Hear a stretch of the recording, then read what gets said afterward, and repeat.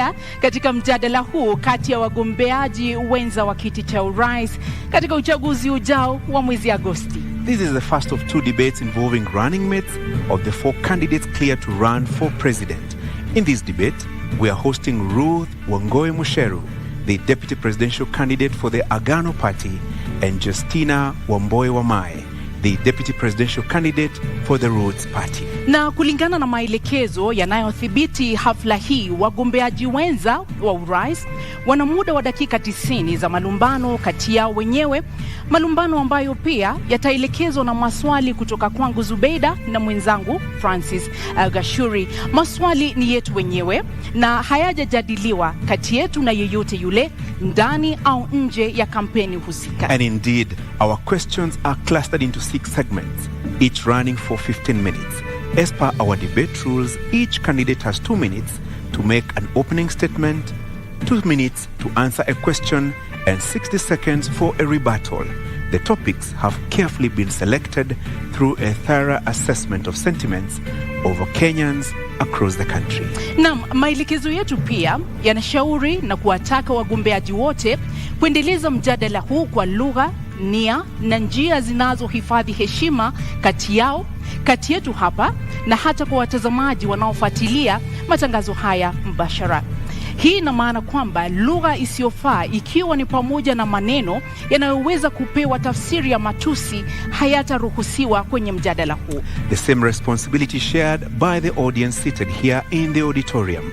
Debate rules do not permit any cheers or jeers, except now, when we turn our attention to the debate platform to welcome the deputy presidential candidates, Justina Wamae and Ruth Musheru.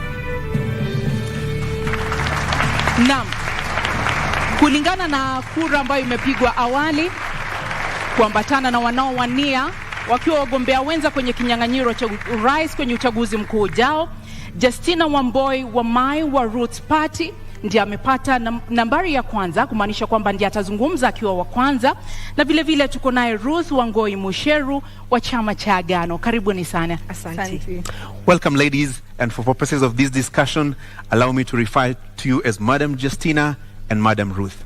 Welcome. Thank you. Let me start with you, Madam Justina. You have 2 minutes to tell us why do you want to be Deputy President in the Republic of Kenya? Thank you very much, Kashori and Zubeida, and thank you everyone who is here. We appreciate. Justina Wamae is emotionally intelligent. She's vibrant. She's someone who looks into the future. And given the fact that I was born in Kibera and I am where I am today, I feel I've achieved, which is encouragement to anyone at home. In 2013 and 2017, I must say I was a consumer of this production. I was at home watching. But today I'm part of the production. So I feel very humbled. And given that I understand the role of a DP, that you deputize the president in all execution of his duties, I am ready for it. My educational background in procurement, having a master's in procurement, links with the public service. We are out to run an efficient government, a government that looks into how we are managing our money. So that gives me the upper hand. And again, being 35 years a youth, I can resonate with the challenges the youth are facing. Besides, I had ran for Mavoko in 2017, member of National Assembly, and many people were asking why the member of National Assembly. My drive then was to go into National Assembly and formulate and sponsor bills that are youth responsive. So when I speak here, I know the plight of the youth, I know the plight of the women, and my focus is telling the Kenyans the truth, that it is not easy, but we are going to make it. The future is beautiful for Kenya, and that is what Roots Party stands for. Naam, shukran sana Bi Justina. Bi Ruth, una muda wa dakika 2 kuanzia sasa kutueleza mbona unatosha kuwa makamu wa rais wa Jamhuri ya Kenya. Asante sana Zubeda. Nashukuru the media council that you have given us the chance to sell our manifesto and tell the Kenyans what we have for you. I am Ruth Wamboi Musheru. I am a daughter. I am a wife to one Mr. Mutua. I am a mother, and I'm here before you to tell you what Agano is coming to change, and the required change that all Kenyans have been waiting for. And to ensure that whatever you desire and whatever you want to achieve, Agano gives you. And what our policy is that we bring the money back. Agano inarudisha pesa ya Wakenya. Welcome. And once more, Madam Justina, the role of Deputy President is outlined in the Constitution. Yes.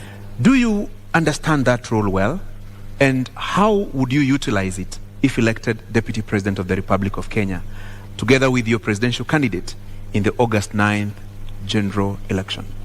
In the Constitution, the role of Deputy President is outlined in Article 147. The first sub-article says that you're to deputize the President and in the execution of his duties. I understand this because currently we're having challenges, and maybe it's because of the aspect that politics in this country has taken. Politics is about numbers, they say. Politics is about tribal inclination and who has the tyranny of numbers. But our idea as Roots Party is that every Kenyan is having the challenge of unemployment, high cost of living. So we are here to speak to an individual Kenyan, devoid of tribe. And when I stand here, how am I going to execute?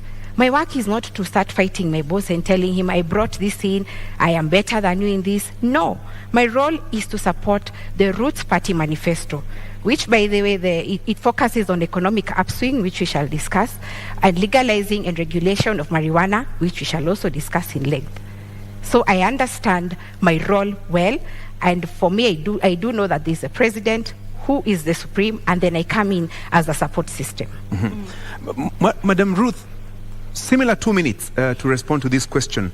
Your understanding of the role of Deputy President, yes, and how would you execute that function of Deputy President if elected in about 20 days?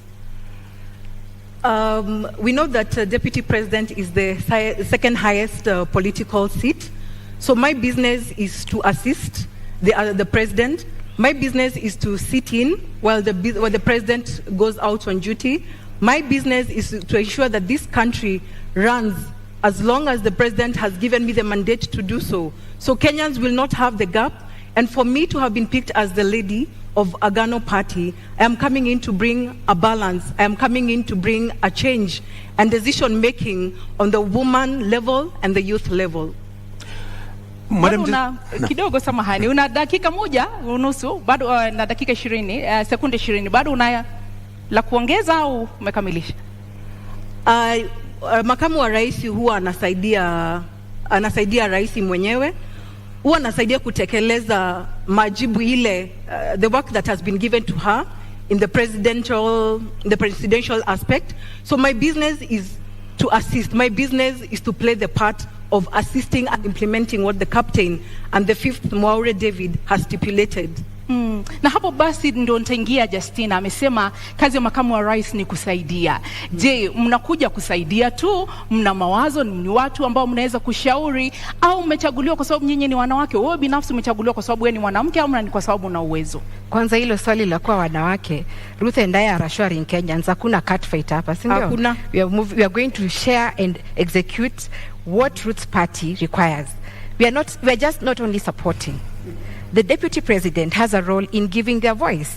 And my role there is to amplify the youth voice, to amplify the women voice, because as it is where we are, I am happy because in leadership we have women in leadership, but we need more. So our role is to put in that the women also can add value. We are here to represent, or I'm here to represent the Kenyan woman in the kitchen who knows the high cost of cooking oil. It's affecting her. I'm here to represent the women who fuel their own cars. I'm here to represent the stay-at-home women who, when you tell your husband to give you money, he starts thinking you're not spending the money well. Yet it is the economy that has deteriorated. There's so much inflation. So it is not just to support. That is part of it. Part of it is to amplify our agenda as women, who we have been left behind for a very long time in this development agenda. So kusupport na kuweka sauti zetu kama mimi, kama wanawake na kama vijana. Madam Ruth, what is your voice then? What, arguably in the political sphere, somebody would ask you, what do you bring to the table? So what do you bring to the table in terms of capacity, in terms of the understanding of this role in terms of your ability to execute the functions of Deputy President if Kenyans give you the nod in about 20 days in this election? Okay, what I'm bringing in, one is the difference in leadership, that now, for the first time, to make history, is that we will have a lady deputy president. That for me is a key factor. I am coming in with intelligence, with my intelligence. I am coming in corruption-free. I'm coming in as a trustworthy person. I'm coming in to bring the development agenda that has been left out of the woman and the youth. Na Bi Justina, inakutia wasiwasi kwamba kwa upande mmoja mnaonekana ni kama kidogo kama Roots Party mnakuja kukiuka maadili, unaogopa kwamba hiyo inamweka kidedea Bi Ruth katika kinyang'anyiro hiki, kwamba unaonekana nyinyi mnakuja kuharibu, yeye inamweka kidedea katika kuvutia kura zaidi, inakutia wasiwasi? Sina wasiwasi kwa sababu Wakenya mahali wamefika. Mkenya amefinyika because ya uchumi umezorota. Idea zetu ni za kusaidia Wakenya. Kwa hivyo sina uoga wowote, niko hapa nitajibu maswali yote, because my role nilipoingia nilisema ni kudestigmatize manifesto ya Roots Party. Hata Ruth kabla anipige tukue na malumbano, ningependa asikize vizuri, ndio akiniuliza swali we be from a point of her understanding. Kwa hivyo sina uoga wowote. Na unaposema, nikupe dakika nyingine moja, unaposema hauna uoga wowote, awali nimesikia ukizungumza kuhusu tyranny of numbers. Nyinyi wawili yaonekana ni wageni katika ulingo wa siasa. Hauoni kana kwamba kuwa wageni kule kuna wapa ile disadvantage mkilinganisha na wale ambao pia wanagombea wadhifa huu wa kuwa naibu rais? Nyinyi ni wageni kwenye ulingo wa siasa. Ndio, naweza kuwa mimi ni mgeni, lakini mgeni huja na heri njema. Miaka 30 tunaobishana nao wamekuwa kwenye siasa. Tyranny of numbers imetumika kila saa kusema watu wetu. Lakini kama iko sahi, ni kila Mkenya awaze ajiulize, hawa viongozi ama hii serikali inanifaidi aje kibinafsi? Kwa hivyo mimi na Roots Party tunaleta mind shift, change of mindset. Mkenya akuwe selfish kivyake, aseme ingawaje kabila langu liko uongozini sijasaidika, lakini hawa hata kama sio kabila langu wako na agenda na wanataka kupeleka Kenya mbele. So I'm not scared in any way. Anakutisha Ruth? Anakutisha Justina? Not at all. Tuko hapa kuleta mabadiliko ile Wakenya wanatarajia. So we are coming in to bring the change. Hii ni uongozi mpya. We are not frightened with the fact that there is tyranny of numbers. Those are numbers. But the actual fact is Wakenya wamechoka. Tumekuja kuleta mabadiliko ile wamekuwa wakingojea. Madam Ruth, 30 more seconds. Where are those numbers? Unasema you also have your numbers. Where are those numbers? The numbers are there, Francis. You know, as the fifth Mwaure Wahiga said, some of these research institutes have been sponsored.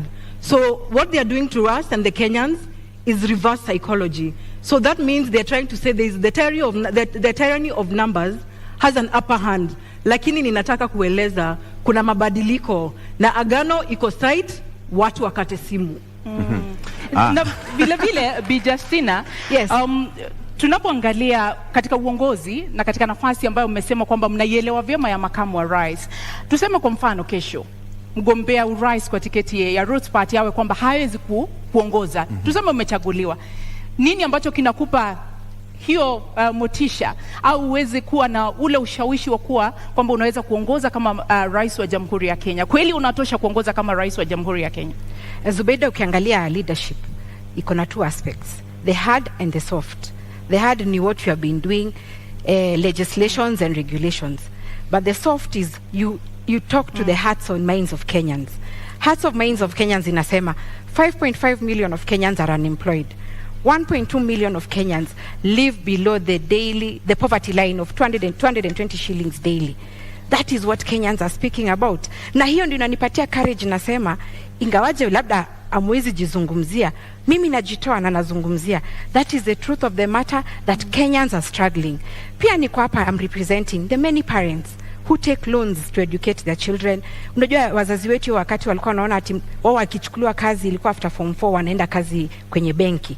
But now our time, mzazi hiyo time akaona labda degree ndio itasaidia mtoto wangu apate kazi. Unfortunately, hakuna kazi, wazazi wamejekelea loans. Kwa hivyo mimi nazungumzia wazazi wetu, nazungumzia ule youth hana kazi, nazungumzia mpaka wale watu ambao in 1998 kulikuwa na bomb blast. Our Kenya wengi, over 3,000 were never compensated. And this comes to the respect. Unajua wenye walilipwa ni watu wa American Embassy and the Tanzanians and those Americans who are victims. But Kenyans were not compensated. In my thinking, mtazamo wangu ni kwamba hawakulipwa kwa sababu Kenya haipewi heshima. Utapewaje heshima na una pesa? Angalia Middle East. Wakenya wanaenda kutafuta greener pastures, wanatesekea huko. Many a times people ask ati ambassador anafanya nini? Lakini niulize, ambassador na pesa ya mafuta, sisi hatuna, ni madeni tumejaza tele. Atawezaje kusimama na huyu mwingine? So our idea na Kenya kinanisukuma ni kwamba tunataka Kenya ipewe heshima, and we want when we talk, venye mzungu alisema put your money where your mouth is, tuweze kuongea juu tuko na nguvu. Madam Justina, 1 minute. There's something that has come up about sponsorship. Are you being sponsored by anybody? Your ticket to run for this presidential race? No, we are not being sponsored. And this is a question I'm posing. Why should we have the best ideas than the sponsoree, if that's the question? Our idea is unique, we are fresh, we are new, we are not being sponsored. The challenge we are facing is that when we say that this one is doing well, people say we are being sponsored by the other. When we say we anafanya vizuri, tunasema si hivyo. But the politics you are pushing right now is that politics you are doing. Politics is about amplifying the voices of Kenyans, giving different interest group their voices. Na mwenye anashinda tunampa heshima. So we are not being sponsored by anybody. We are here mpaka mwisho. Ruth, where do you get the impression that they are being sponsored by anyone? Clearly, wanakatata kutupatia even our own marks. In school, even the student who has 0 wanarudishiwa karatasi yake na scorecard. Lakini sasa our research institutes wamekuwa sponsored, wanatoa huyu mtoto mmoja, which I seriously think that ni kupunguza, wanapunguza namba zetu. Probably we could be a threat because Kenyans are tired. They want new leadership. Na haswa iwapo hampati ufadhili au msukumo kutoka kwa mtu yeyote, haswa nani anafadhili kampeni zenu kama Roots Party? Our mode of campaign ni kama ile ilitumika na PM wa India Modi. Wakenya wamechoka in a way, tell us come to Nakuru. Tunawaambia hatuna pesa. Someone tells you end of fuel kwa petrol station yangu, ama wanajiunga wenye petrol station, fuel there. Mwingine lala in my hotel, I'll give you food. Bora mkuje Nakuru muongeleshe watu. That is our mode of campaign. And by the way, hakuna pesa si tumeibia Mkenya. And that is what hiyo kasumba tunataka kubadilisha. Kenyans, I blame you for poor leadership. Because kila sasa ya siasa watu wanasemanga kameiva tunakafunga, because mwanasiasa akikuja you want to be given something. Hiyo ndio ina motivate wanasiasa kuiba, wakiingia ndani they recoup, there's return on investment. Haizi akelea pesa yake hapo alafu afikiria ati unakula freely. No wonder we have bad leadership. Kwa hivyo wewe Mkenya ukiona watu wanakuja campaign, usituchukie juu hatuna kitu. Sisi tuko na idea ya kupeleka Kenya mbele. In the next 5 years tukiwa kwenye kiti, mtakuwa mnatupatia pesa ya campaign. Na labda ni kuongeza dakika moja, je, Roots Party inakuja kuharibu kura ya vijana na kuharibu vijana? Naweza sema nobody owns anyone's vote. Our role hapa ni kuambia wa Kenya that there is alternative. Si kila siku hiyo 30 years mmeambiwa ati tunafanya hivi. No, ours is to give alternative. No one owns any vote. Na Mkenya usiogope kupigia Roots Party kura ati because when you are nani. And there's also another question. Kenyans are saying you should have started earlier. Let me say this. Official campaign period began on May 29th, 2022. So hakuna mapema tungekuja because we follow the law. Number 2, we have not yet gone into election. So you can vote for Roots Party, usiogope ati jueni wa mtu mwingine. And finally, wa Kenya, kuambiwa that you're owned by someone is negating on our gains on democracy. This debate here has to achieve the purpose. The purpose is to convert the many Kenyans who we never find during the campaign trail, lakini wako kazini. So musikize na tuendelee pamoja. Bi Ruth, labda kuambatanisha na hilo, mmeonekana kutoridhika sana na yale ambayo yanaendeshwa na Roots Party. Mna wasiwasi eti kwamba wanakuja kuharibu vijana, kwa nini? Tuseme ukweli. Marijuana, bangi, we say it is illegal. Sasa hii sera wanakuja kuuza, tunangoja kusikia venye wataweza kutuzia sisi wenyewe. And already, it is an illegal substance. So how do we work around such manifestos. So maybe Justina will let us know further how far they can go with marijuana. I will give an example of kijana moja alikuwa anafanya kazi some place that I lived back then. Alikuwa anafieka nyasi at 11 p.m. na nikenda nikamuuliza. So I asked him the following morning because I had the noise from outside. Nikamuuliza what happened. Okay, I had heard the history that anavuta bangi. So I asked him in the morning, kwa nini ulikuwa unafieka nyasi saa 5 za usiku? Akaniambia, madam, nilikuwa napunguza kazi ya leo. So realistically, kama unapunguza kazi ya leo kufieka nyasi 11 p.m., I think kuna shida na tunaweza kuwa tunaelekea in the wrong direction. Madam Justina, now you seem eager to say something about that? Yeah, I'm happy Ruth is very respectful and she wants to listen to our manifesto. Let me say this. Our idea, and Kenyans, I want us to be very conscious and, open up your minds. And before I explain, let me give you a quote by a guy called Ralph Waldo. He said, in every generation, there are map makers who see opportunities, seize the opportunity, and open man's vision to the future. That is the direction Roots Party is taking. Now, marijuana, it's true, it's unfortunate. By the way, it's true, many people get that I have seen. I cannot say that they are not there. But remember, most people have mental challenges because of one, unemployment, cost of high living that brings about depression. Alafu unaona watu wanapigana kwa malumbano. So high cost of living can account for the madness in this country. Actually, in Mathare, or rather the statistics in Kenya, 3 million of Kenyans suffer mental challenges. Why is it so? And yet marijuana is illegal. But let me say this, the marijuana we are advocating for. I'm happy that Kenyans have all gone through a science class in primary, a biology class in high school. There's something called species or cousins of plants. The marijuana is a plant, yes. No. Muda umekwisha, lakini nitakuongezea sekunde 30 kabla nirudi kwake Ruth. Wewe binafsi umewahi vuta bangi? Sijawahi na sitawahi. Sijawahi na sitawahi. Hujawahi na hautawahi. Zubeida, usikize hapa kidogo, niulize swali kisha utanijibu na nitakupa dakika 2 kuweza kueleza. Hujawahi kuvuta bangi na hautawahi kuvuta bangi. Ile tutavuta ni ya ku purify. Na mbona mruhusu vijana na mbona mhubiri kitu ambacho wewe binafsi haukiamini? Mbona uhubiri mvinyo ilhali wewe unakunywa maji? Haya, tulia Zubeida, usikie mambo. Now, Kenyans, like I said, we are here to open up your vision to the future. There are 2 species of marijuana, or they are cousins, let me say that. Cousin moja anaitwa THC, which has the psychoactive ingredient. That is the cannabis sativa that you hear all the time, imeshikwa na watu wa DCI. But sisi focus yetu ni CBD, or cannabis. That one gives you industrial hemp. So when you go hata venye professor anasema itapandwa kwa expressway and you pick a leaf and chew, it's only going to give a detox, let me tell you. And saiji watu wako na simu zao. Can you Google hemp seed sales in Kenya? Those products are in sale because zinakwambia zinakupatia immunity, zinakupatia sijui omega 3. Unaona, it boosts your immunity. Those products are on sale and they do not have the psychoactive ingredient yenye inafanya watu wana lose focus. That is the bang you are advocating for. And industrial hemp is used in 9 sectors, namely textile, construction, magari, makeup. Unaona hii makeup tumejipaka. The options, food and beverage, the options are many. So we are not here. And let me tell you Kenyans, consumption ama kuvuta ni kitu kidogo sana. Ruth, unamwamini? Simwamini. Ya kwanza amesema ni ya kupurify. I don't know what we are purifying with bang. I don't know what part we are purifying. Kwa hivyo ningetaka aweze kutuelezea kama ni damu tunaosha, kwa sababu kama ina purify na ni dawa, si tuapishwe 10th alafu 11th hospitali zifungwe kwa sababu ni dawa. Let us hear, how does it purify? I would wish to know. Nimjibu Ruth, purifying si ati detox, kuna difference. Nimesema purify si detox. Kwa hivyo una need dawa ndio. And most medicine is made out of marijuana. Those medicine for epilepsy, cerebral palsy, pains, easy pains, watu wanakuanga chronic pains. So medicine inatengenezwa from marijuana. So already you're consuming. But nimesema purification process. Purification process, angalia, purification process ni, we have a challenge in this country.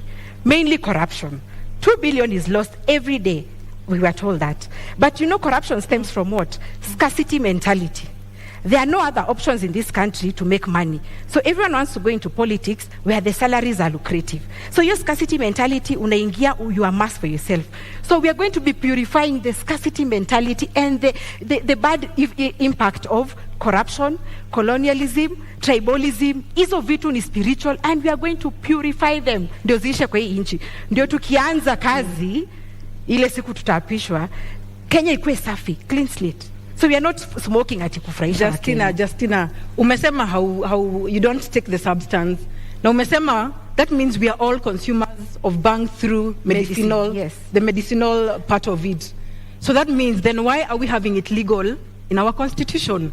So what is the reason why we have not legalized it from the beginning? That means kuna madhara ile wataalamu wanajua ndiposa hawajapitisha hapa kwetu Kenya. Let me answer Ruth. Ukiangalia Nakada ilipatiwa gazettement in 2001. The economic challenge at that time, we had a government, a new election was coming up in 2002. There was teacher strike, banker strikes, the economy was doing badly. So IMF told Kenya, come up with a law criminalizing marijuana. And you know IMF ni akina nani? China is there, France is there, UK is there, Canada is there, US is there, they have legalized. So for them waliona, our jinga Joanna do, let me use that word.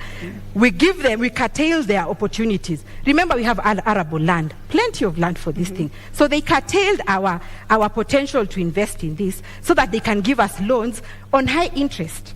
That was the idea. And when I say Kenya inastahili heshima, it's because we are disrespected juu hatuna pesa. So our idea, if they have legalized, yet they're the same ones who are coming here to tell us it's wrong, then I think we are still being colonized. Aki Justina, mi sija approve hiyo. I don't expect kwa sababu Jamaica would have been a first world country. They are doing so well in terms of their economy. Their GDP is great, more than ours. Imekaa sana, basi they are doing well. They are doing well. Take a book. Madam Justina, in 2 minutes. Yes. Marijuana is not just illegal in Kenya. It is also illegal in other countries. Yes. We've also seen situations in this country where certain people grow marijuana. Why have they not been rich if growing marijuana was such a lucrative business? When you look at our neighbors, let's talk about Africa. Malawi has legalized for medicinal and it's restricted. Uganda is doing it, but it's the Israeli government who have come in to help them. As it is with their loan, Uganda was about to go the Sri Lanka way. So Uganda went to Israel. Their land is rocky. So they came here and they were located in Uganda, 500,000 acres, in terms of a bilateral agreement, and they are reaping returns from that. So the other countries, they have done it. Why not us? Why not us? Why should we not do it? That is my question. And like I said, our role is to open the vision, Kenyan's vision, into the future. Marijuana is versatile. I said it is used in 9 sectors. Food, beverage, medicine, construction, textile, makeup, easy fiber za gari. A headlight today, ukigongewa headlight yako, goes for 27,000 for those who own cars. But you know why? Because the demand is in Kenya, but the supply iko China. So of course the forces of demand are in place, na ndo maana inakuwa costly. And I'll say this, there is this governor of Minnesota, he was called Jesse Ventura. Jesse Ventura was in wrestling a while back. But why he was fighting for legalization of marijuana in Minnesota was because after 41 years of marriage, his wife suffered epilepsy. And he was pushing because when he took her to South Carolina, she got well. So the idea is do not control the supply, control the demand by making sure it's going into the 9 sectors that you have said and for export. That is our idea. Madam Ruth, I can see disbelief all over your face. I still do not agree to all this theory. Na ndiposa naambia wa Kenya, kateni simu, agano iko side. This is not practical. The law tells us clearly that it is illegal to have bang. So how else, na amesema, na yeye mwenyewe alisema ama amesema sahi, that they will smoke bang on the 10th. I'm looking for a happy mother. I am a mother. Ruth, I'm looking for a happy mother CBD, not that will CBD. I am looking, allow me to answer. I'm looking for a happy mother who will attest that mtoto wake amevuta bangi and they are okay. Yeye mwenyewe pia najua ni mama. Nataka kujua atakubali mtoto wake avute bangi on that 10th because For me, I don't think I would allow my children to take it up, nor my sisters and brothers. Good question. And I'm going to answer this question to you and Kenyans as Mama Wambui. I said, open up your minds, dear Kenyans. The marijuana we are advocating for is industrial hemp. I think I gave the clarification, not THC. So Ruth, stop belaboring this idea that we are smoking. It is not for consumption. And is it smoking? It is for purification. You can even put it in those things, you nature mamali, in a scent. So it's not smoking, it's purification. There's a difference. And it's true, Ruth. Okay. Mothers are suffering. Let me say this. I don't want to come off like I don't relate. I have seen mothers are suffering. And that is why Ruth's party has said, anyone who attempts to grow cannabis sativa, we are growing CBD or cannabis. We already have regulations in place. Number one, we license all farmers.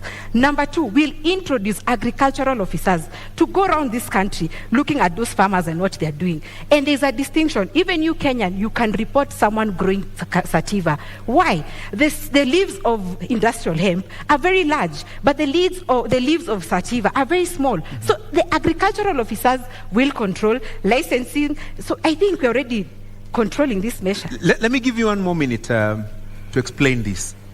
This is the theoretical talk about agriculture in terms of growing marijuana. What are the practicals? Have you identified the areas that you intend to grow this marijuana? What are the economic returns if this was to be allowed, if you're to become deputy president? Okay, marijuana is going to spur up our economy because agriculture has been given a backseat. The challenge we're having now because of law, many of the Kenyans or the youth who are in the bread basket of Kenyans have migrated to the urban areas to do what? To be boda riders. They're thinking there's money because agriculture, they're not viewing it like it has money. So these are the returns. Look at China, for example. In 2021, they made 1.2 billion USD out of 169,000 acres. That is China. Now, look at our case. And by the way, land in Kenya, when you look at the NLC report, Kenya is close to 144 million in acres. 80% they say is dry and arid. 20% is what we are using. So when you bring marijuana will be like crop cover to stimulate our soil so that it can be able to produce other things. So we are focusing on the arid area, the 80% of it. 20% of it is where Kenyans are crowded. So we'll open up space so that we use all the other land that we have. Bi Ruth, kidogo kuambatana na kile ambacho wamesema, unadhani uchumi wa Kenya haujaimarika kwa sababu hatujahalalisha bangi? Wakenya wanaumia kutokana na gharama ya maisha kwa sababu hatujahalalisha bangi? Hapana, sikubaliani na hiyo. Uchumi umezoroteka kwa sababu ya corruption. And that is why Kenyans, we are coming in to bring in a new leadership, a new change in how things run in this country, and give Agano Party, Mwaure Waihiga, the chance to come and be the president of this country. Corruption has eaten us up. In every corner of each sector, corruption has eaten us up. It's not that we do not have bangi, lakini corruption imetukula sisi wenyewe. We have eaten ourselves up, and a few of us know ourselves. So we are going to deal with that. Let me add something quickly. Okay, when you look at private businesses, they look at what is our competitive edge. How can we be ahead of our competitors? So it's not that uchumi imeharibika because of no legalization of banking. Of course, I agree with Ruth, corruption should be blamed. But look at this situation, that if private businesses are looking into the future, why is government scared to look into the future? And the future is legalization of industrial hemp or marijuana. So our idea as Roots Party is to run a profitable government, devoid from increasing taxes from Kenyans, from getting further debt, but we are going to look for our own money. Our own money will come from legalizing a regulation of marijuana. Case in time, a pilot study will be Kulalu Galana, the 1 million acre project. Iyo ikiwa 1 million, that is times 5 of what China got in 2021. So we'll have 6 billion USD. You can do the math in Kenyan shillings. That money is money that will be used to pay teachers, pay the civil service, increase their salaries in trenches. So for us, tunaangalia competitive edge, what private businesses do. Niulize Justina swali kidogo. Kuna kuanga na employee incentives. Ukifanya kazi kwa bakery, huwa wakati mwingine unapatiwa mkate uende nayo nyumbani. Na je, bangi wataenda nyumbani na nini? Wataenda nyumbani na, very good question. Wataenda nyumbani na proceeds of bangi. And it's good you brought me to this idea. The youth in this country, not all of them want to be employed. But hawa vijana wanatafuta capital. Unaenda bank unaitishwa logbook, title deed. Kweli, you don't have. What you are going to do with Roots Party? I told you government owns 10% of 144 million acres. In every county, government land will give 200,000 acres to our youth. We'll have a thing like the Yali project, which we are calling Roots Entrepreneurship Initiative. Tunafanya competition, tunachukua 50,000 youth. Kwa hiyo mradi ya 200,000 acres.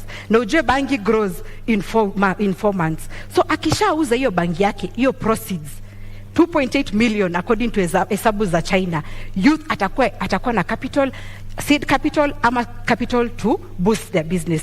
So you won't take home bangi, Ruth. You'll take home capital for investment. But ni illegal, lakini bado watu wanavuta. I don't know how we will deal with those incentives. So those are the challenges in this country. In fact, we should ask the ones who are in government now, why is it illegal and Kenyans are smoking?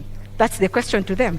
Kwa hivyo Ruth, kwako wewe ni kuhalalisha kutohalalisha bangi au ni swala la maadili? Kutohalalisha, the constitution does not allow.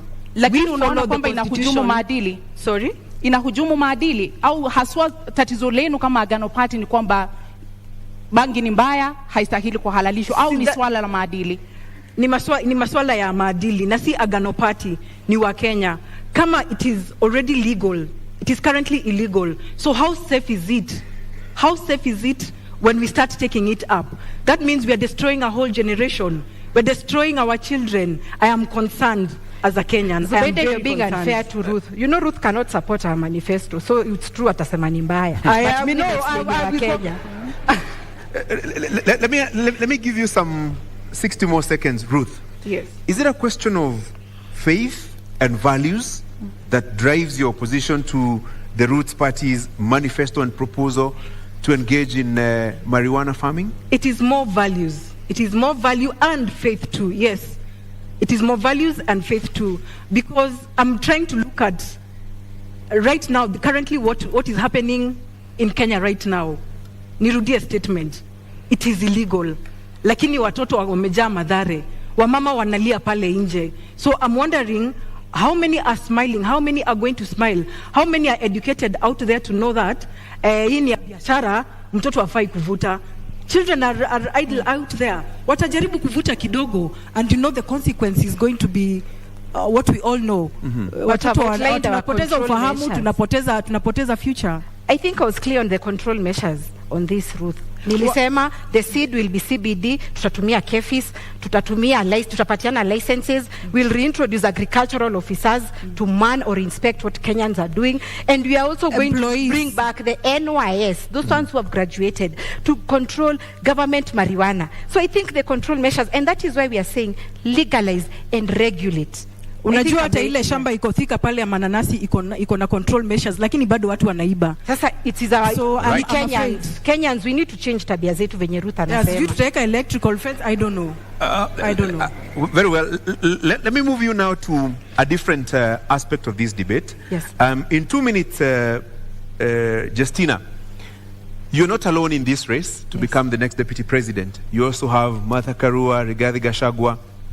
What sets you apart from them? And are there issues that you agree with them and their manifestos, and those that you don't agree with? In 2 minutes.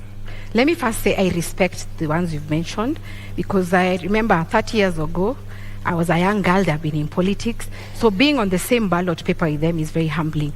And their strides they have made, fighting for democracy of this country. So I respect that.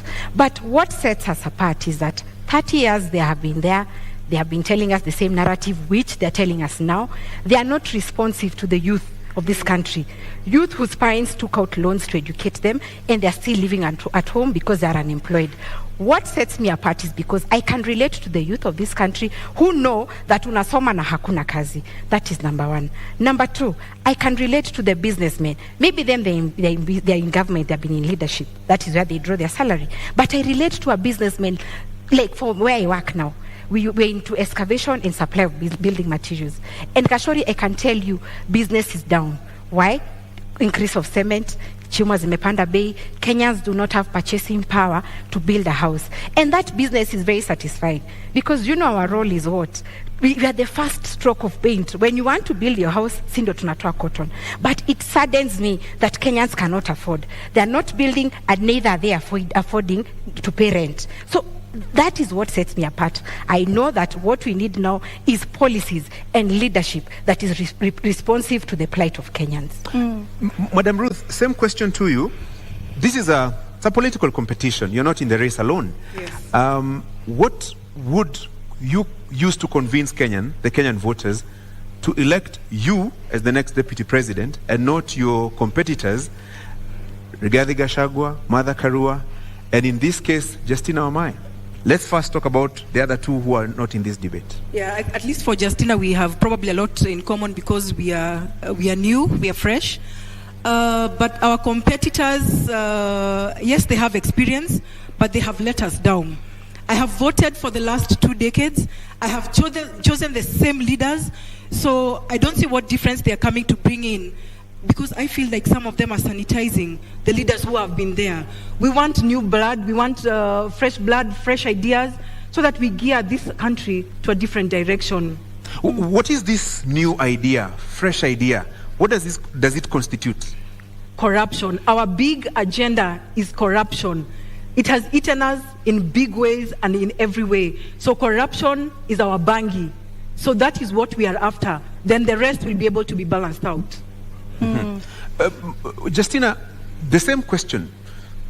What about the larger coalition setup? Let's say the Azimio setup, the Kenya Kwanza setup. Do you see any challenge there that would inhibit you from becoming the next deputy president, for example? No, I'm not challenged in any way. Kashori, I told you that Ruth's party realizes it is wrong. It is very wrong that 5.5 million of Kenyans are unemployed. 1.2 million of Kenyans are below the poverty line of 220 shillings per day. So these people have been in government. I dare say that they are to blame for our current situation because they never looked into the future when they were there, or the time they've been there.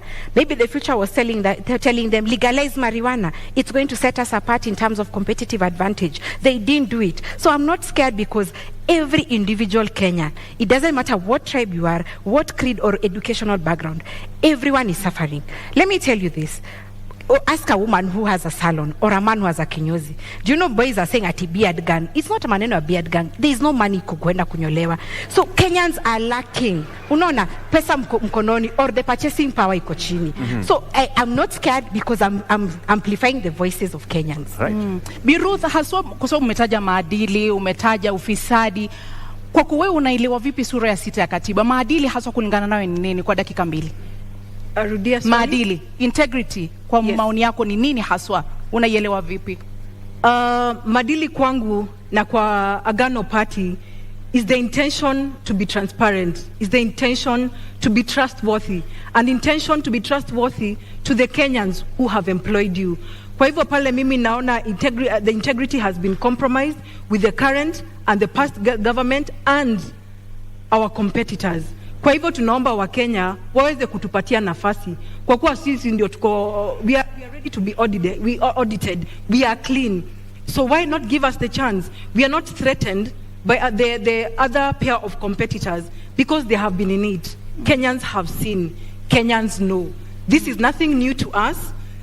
Ni kubadilisha tu, tunahitaji kubadilisha. And Agano Party is coming in as the option ya kubadilisha. Na kwa nini mnaamini kama Agano Party kwamba Agano Party ndio inakuza maadili na sio Roots Party?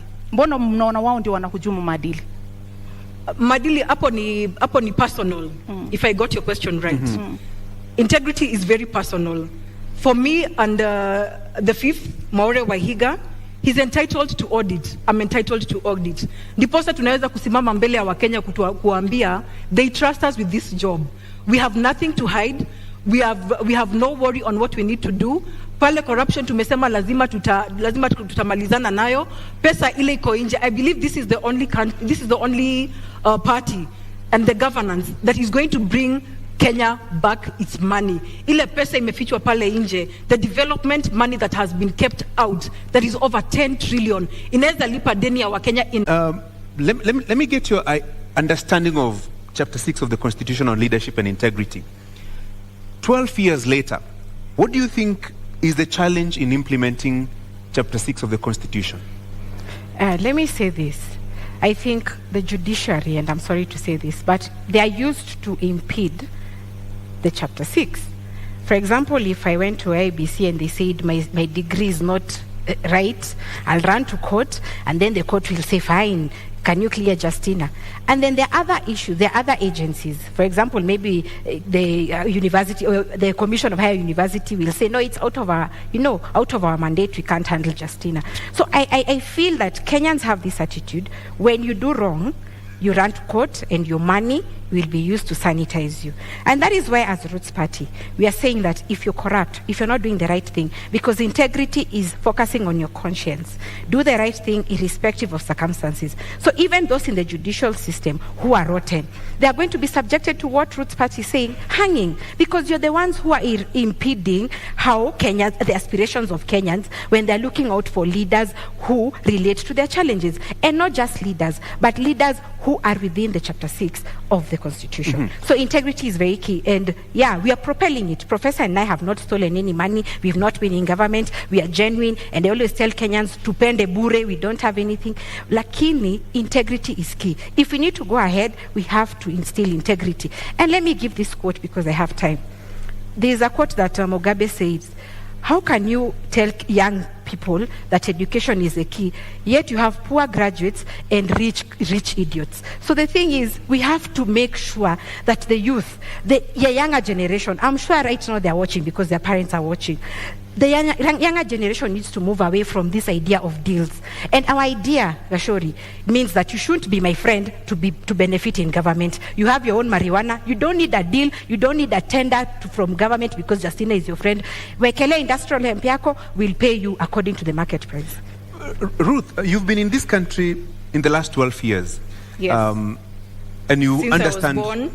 Yes, and you understand Chapter 6 of the Constitution. Mm-hmm. When you look at it, what do you think has been the major impediment in the implementation of the leadership and integrity chapter of the Constitution? That is lack of will. We have leaders that are not willing to change for this country. So just as much it's going to cost us, just as much I'd wish to tell Kenyans that without very big words, if we don't decide to change the leadership of this country, it will cost us another 5-10 decades. So integrity is paramount to us as a Agano Party. We are the clean. We are the only option for Kenyan citizen. Tafadhali mtupatie kura. Tutakuja kuleta mabadiliko. Give us practical examples of how you will deal with corruption and implementation of Chapter 6 of the Constitution, because there's the saying, yes, and there's the doing. Agano Party has a covenant with Kenyans to abide to the constitutional law. And we say, if you do not follow the law will follow you. For us, nobody is above the law. If you have been in corruption, you will face the law. We are not hanging anybody. Na umenielekeza mahala ambapo nilitaka kuelekeza wewe binafsi. Unadhani tutaweza kukabili ufisadi kwa kuwanyonga wale ambao ni watuhumiwa wa ufisadi? Agano Party governance yetu si ya kunyonga, lakini tunaweza, we are able to deal with it in an amicable way following the law. I don't think even kunyonga is in the Constitution. So that means the one wana breach kuvuta bangi na the next wana breach kunyonga watu. Bi Justina, mmesema kwamba mtasitisha katiba mtakapoingia mamlakani. Hasa mtakuwa mkitumia vigezo gani kuhalalisha hukumu ya kuwanyonga wale watuhumiwa ufisadi, namna ambavyo unasema kwamba mtawanyonga? Na tujasema tutasitisha katiba as a whole. Tutasitisha parts. We will suspend parts of the Constitution that are not working. Chapter 6 is not working. Hiyo tutasitisha. Because we need to instill fear in public assets of the public. Let me tell you this. In China, if you're corrupt, you're shot. In UK, if you're corrupt, you're taken to court or you're jailed. In Japan, if you're corrupt, you're so scared, you commit suicide. So why is it that Kenyans are jittery about, we are crying every day, corruption accounts for this loss of money, but when it comes to executions, Kenyans are jittery. We are going to suspend chapter 6. Go back to the Kenyans and tell them, what do you think about this hanging thing? And let me tell you, they are all very happy. They are saying that corruption is accounting to deaths. Look at the badly done roads like Ngong Road. Ngong Road is badly done, a local contractor. And we are assuming that the money was used as kickbacks and then they had to save some little money, so they didn't give qualities. So when that person dies or someone is in an accident and they die, it's not an issue. When medicine is stolen or medical money is stolen and people die because there is no medicine, it's not an issue. Let me tell you, Kenyans, it's about time we be stern on corruption. Our idea is instilling fear in the minds of Kenyans that public mali ya umma ipewe heshima. Na hukumu ya kunyonga iliharamishwa mapema miaka ya 80. Haswa ni nini, ni kigezo gani ambacho mtatumia kuona kwamba sasa inaweza kufanyika, kwa sababu ni kitu ambacho kimeharamishwa nchini Kenya? Ni kwamba mnaona kuna mapengo, kuna nafasi katika katiba ambayo mtarudisha hukumu hiyo, au haswa utekelezaji utafanyika vipi? Unajua hii katiba, Zubeida, ilikuwa copy and paste. Watu walikimbia huko wanaona ati wazungu wanafanya aje. Nao wazungu ama wa China ndio wanakuanga na hizo UN conventions ati human rights issues. Kama kwao they are shooting, where are they curtailing us? And that is why I'm saying Kenya haipewi heshima. We need to be firm on this, because sisi ndio tunajua shida zetu. Hakuna mtu wa UN ama nani who are feeling our pain. Sisi wenyewe ndio tunalala njaa, sisi wenyewe ndio tunateseka, hatuna kazi. So we are going to look at it as Kenyans. In fact, katiba kama ingekuwa inafanywa public participation, ingekuwa ingetranslatiwa in all tribes. Mtu asiseme ati because nani amesoma niko sawa. No. Ruth, the last time in this country somebody was hanged, a convict was hanged, was in July 1987. 35 years later, would you agree, would you support the hanging of convicts, and particularly those who have been found culpable of corruption? Francis, I'll go back to the law. We have a covenant with the Kenyans. We have a covenant with the law. The law clearly stipulates we are not allowed to hang. So what business do we have hanging convicts? There is a law that enforces corruption, the people who have committed corruption. So for us, ni kumaanisha wakivuta bangi on the 10th, one, that is breach of law. Sijui kama hanging is part of it, because it is breach of law. They have broken the constitution. So I don't think I would agree that we need to suspend part of the law. We just need to probably sit with experts if we need to revise. But I don't think we need to hang people's life. People deserve to live and be corrected. Ruth, there are very many injustices. Let me give, for example, Anglo-Gleasing Golden Bag. Yes. Money was stolen in this country. So in your opinion, the Agano way, how would you do it if it's not hanging? It is law. They follow law. Which is? Si tunafunga. Wamefungwa. Watu Anglo-Gleasing. Sijaingizwa kwa ofisi. Tuingizeni Agano kwa ofisi muone. We will deal. That is the question. We will deal, but you know, if we are saying, why would we want to hang people? You have a sister, you have a brother who probably just needs to be corrected. So why hang? Na wenye wanakufa because of road accidents, lack of medicine, au si wa Kenya, wenye watu wameiba, wanakufa. That is unplanned. Yeah, KEMSA unplanned. Life is life, Ruth. Life is life. No, KEMSA, the Anglo-Leasing, all this is planned. Mtu akigongwa na gari, that is very unfortunate. And God forbid, those unfortunate instances, we cannot debate on because that. Of road design. But we are discussing about surely road design. We can. Sorry. We can. Okay. Kwa hivyo Bi Justina, yes. Kama Roots Party, kwa kuwanyonga mtarejesha vipi mali ambayo wameiba? Mtatoa vipi mali ambayo imetumika vibaya, imeibwa, pesa ambazo mnasema zimefichwa katika mataifa ya ughaibuni? Ukinyonga yule mtuhumiwa, hiyo mali itarudi vipi kwa Wakenya? Na wacha niseme, atusemi mtu akigongwa na gari anakufa. Nasema people who are given jobs, like to build Ngong Road, for example, those people want to save on money. So the road design does not, they save money, so wana save pesa and wajenge barabara in a cheap way. But niseme hivi, there is a process, Zubeida. We are not just going to pick someone at because media imesema is they are corrupt. we are going first to remunerate kuongeza mshahara vizuri, judges, policemen, we have to increase their salaries because they abet corruption, because mtu ameiba pesa kidogo anawapatia, we have to give them increase their salaries. However, there's a judicial process, a fair hearing, go process ifanywe na tukusikize, na pia tunapeana caution. It's not like the chicken gate case in the UK, hapa Kenya taijaisha, so pia watu wa judiciary they will notice, they have to speed up this nini, so kutakuwa na hiyo wapelekwe the process, we have to get the assets back, we have to recall the assets, na pia waende wakanyongwe. Ruth, sijui kama wote watakubali, because if I know I'm being hanged, so why should I tell you mali iko? There is a process, there is a judicial process. Maybe the first two might be caught with the process ya rudisha mali alafu tunanyonga, but someone else will think kama unataka kuninyonga, finish me, wacha wengine wakulie hiyo pesa. Okay, so I don't think I would justify that, but for us, we are saying the corrupt, we will go even for the big fish. Sisi hatuogopi, tunataka pesa irudishwe, ndio imeweza kuumiza economy ya hii country. We have our president is planning to give a moratorium where the Kenyans who have stolen our money, wameficha development money, warudishe, wanapatiwa nafasi ya kurudisha. Hapo bale mtu anapitisha ile wakati umewekwa, so from there the law takes its course. In 2002 there was such. Why has it not worked? Maybe in your opinion, I'm not saying because you're not in government, yes. Ruth, but you need to show Kenyans that you understand. So, it was there in 2002. What in your opinion is what is the reason why it didn't work out? The idea that you're sharing, in your opinion? Leadership problems, Justina. We are different leaders here. Let's talk, because you seem to agree on the seriousness and the challenges of corruption in our country. Yes. Given an opportunity, Justina, in 2 minutes, given an opportunity to be the next deputy president with the government that you will form with the presidential candidate that you're supporting, what are the specific areas that you would target in terms of dealing with corruption practically? Because there's the whole question of administration of justice. And like I said, the three arms of government they are being threatened. How? The independence rather is being threatened.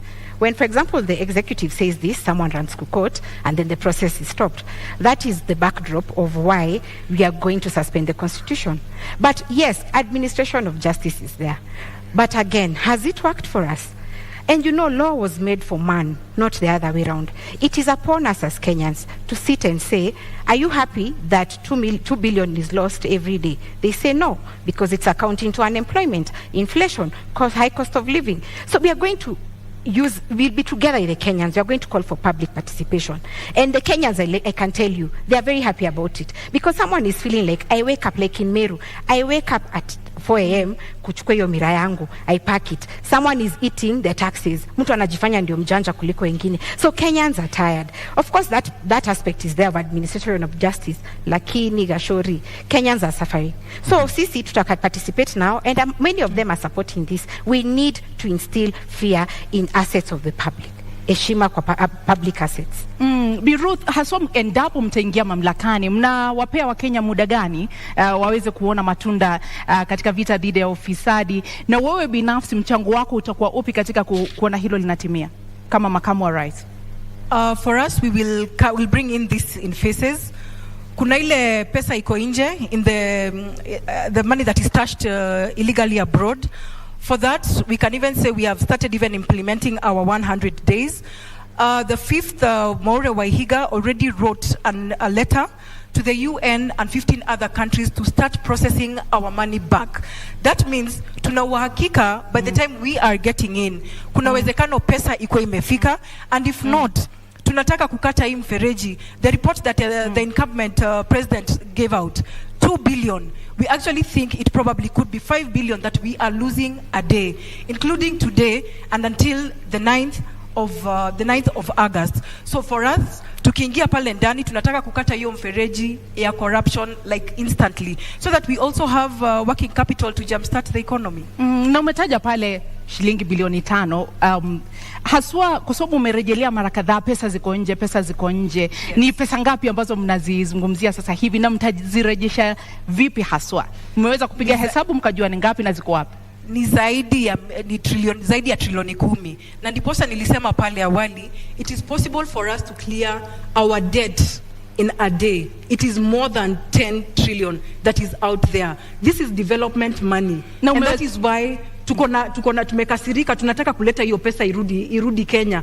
Tunaweza kosa kuleta na the first 100 days, lakini wa Kenya, we are committed to bring this money back. And in 2017-2018, budget ikisomwa, the Henry Rotich, he's on clip, he's on record, akisema there is money outside. Hiyo hatuna confirmation that pesa ilirudi. It has only been accumulating over a time. Now, by the time we were getting into this candidature, it was over 10 trillion that is outside there. Bi Ruth, unaona kwamba mikakati ambayo wako nayo kama Agano Party kweli itasaidia katika kurudisha hizo pesa, na unaamini kwamba ni trilioni 10 ambazo ziko nje? Okay, one thing I'm happy about, sababu Ruth and I agree that corruption in affect wa Kenya sana. Lakini mikakati zao are not practical.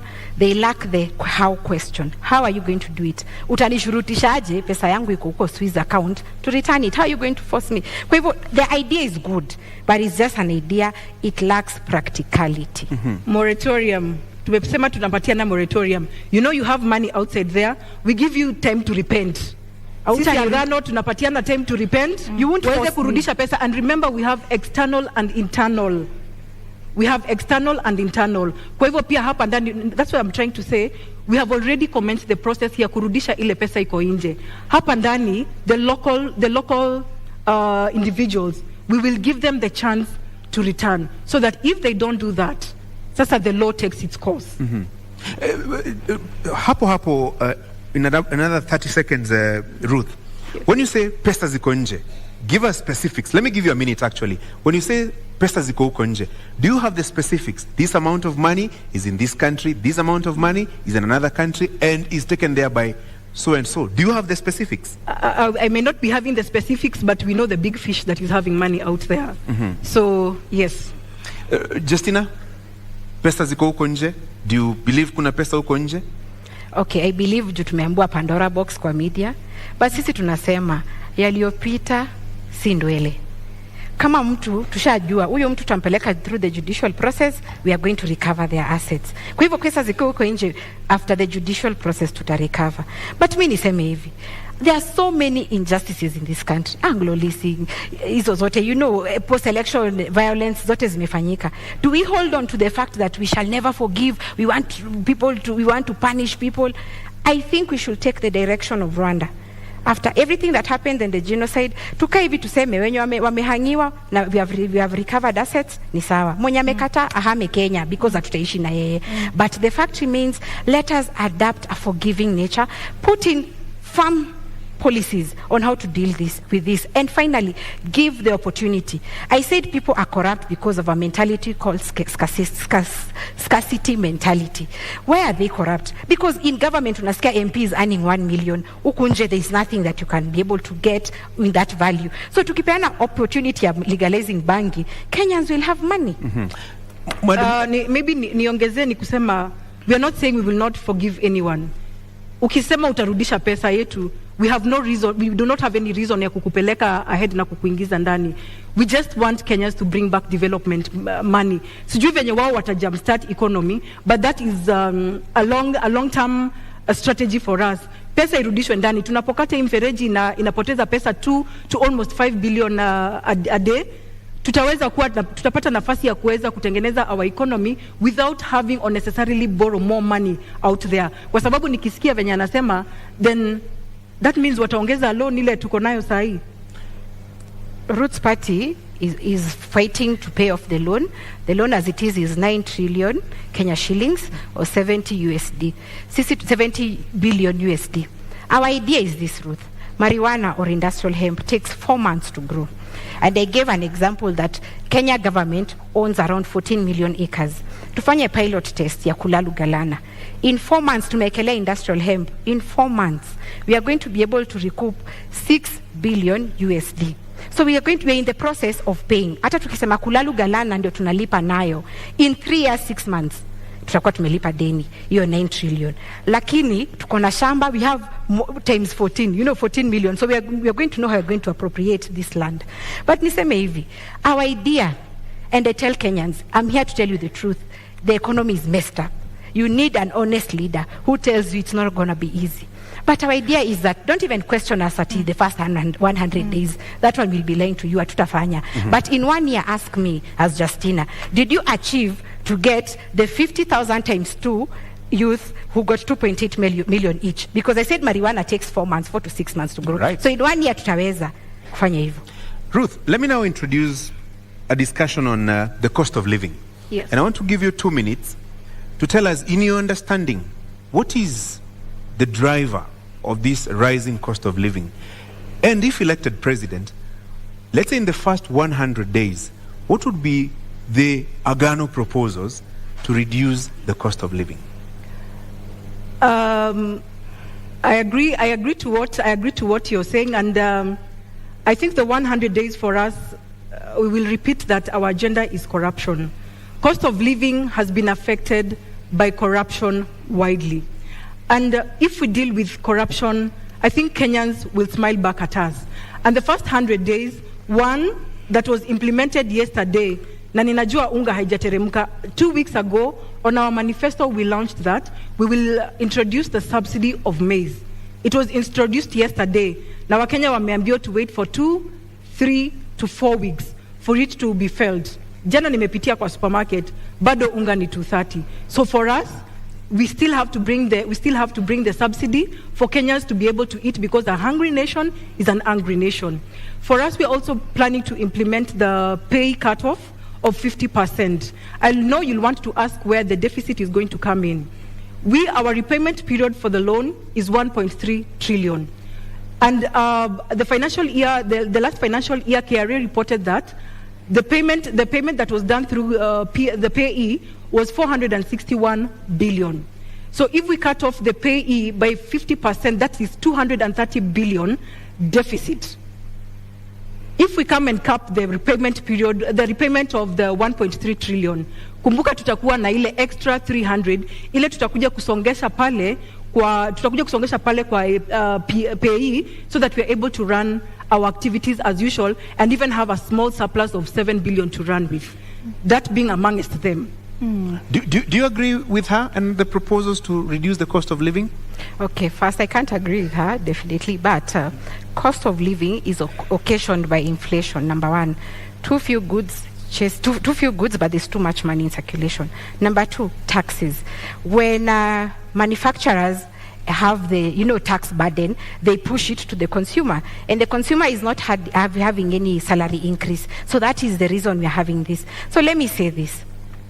We are not going to do the 100 days, that's a lie. But ask us after 1 year when you get into office. That one, we are going to widen the tax base. Why? I said marijuana is used in 9 sectors, across 9 sectors. Example, paper. We are going to give life to pan paper. Pan paper had been given life, but again, the logging law came in, so they don't have raw materials. We'll have marijuana that will be used for that. So our idea is to drive local economies whereby a Kenyan, instead of importing something from China, like the people of Nyamakema, their stuff was burnt for lack of quality, let them organize themselves, have local industries. If it's textile, plastic, paper, printing paper by the way is very expensive. So when we have local economies, we are going to widen the tax base so that a corporate tax shouldn't be 30%. We can lower it because we have more in the tax net.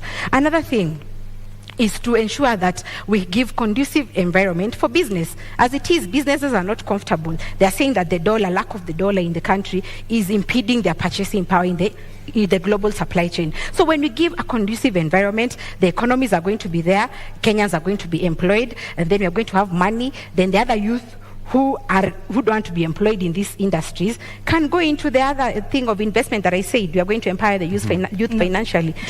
Kidogo hapo, hata kabla usonge sana, kwa sababu umesema kwamba hamtaahidi wa Kenya kwamba katika muda wa siku 100 mtafanya hivi na kadhalika. Awali ulituambia bangi inachukua muda wa miezi 4 kukua, na umetuambia kwamba hamtaahidi kwamba mtatimiza baada ya miezi ama siku 100. Kwa hivyo yule Mkenya anakutazama sasa hivi hawezi kumudu gharama ya kununua pakiti moja ya unga. Kwa hivyo unamwambia nini? Huyo Mkenya nitamwambia that the truth is tumeteseka miaka 30. 1 year tunaweza vumilia, but we are putting in, Kenyans need an honest leader. As it is now, hii maneno ya kusarakasi na siasa is what is getting us here. We are being honest. We are saying, of course, they have put in the nini unga imeshukishwa bei. But sisi tukiangalia the truth, marijuana also gives flour. We can look at alternatives to the challenges. If maize flour is costly, then marijuana flour can cook ugali, can cook chapati. And then cooking oil, the seed produces cooking oil also. So we tunaangalia kama hii ni expensive, we are going to use this. So the alternatives. So mimi naambia Kenya, hatutawadanganya. Tumedanganywa miaka nenda miaka rudi. We are telling you the truth. Question us after 1 year. Birut, unaona wa Kenya wavumilie, watumie unga ya marijuana, watalala njaa 365 days from the 9th. But they know the truth. But they will die. No, let's be frank.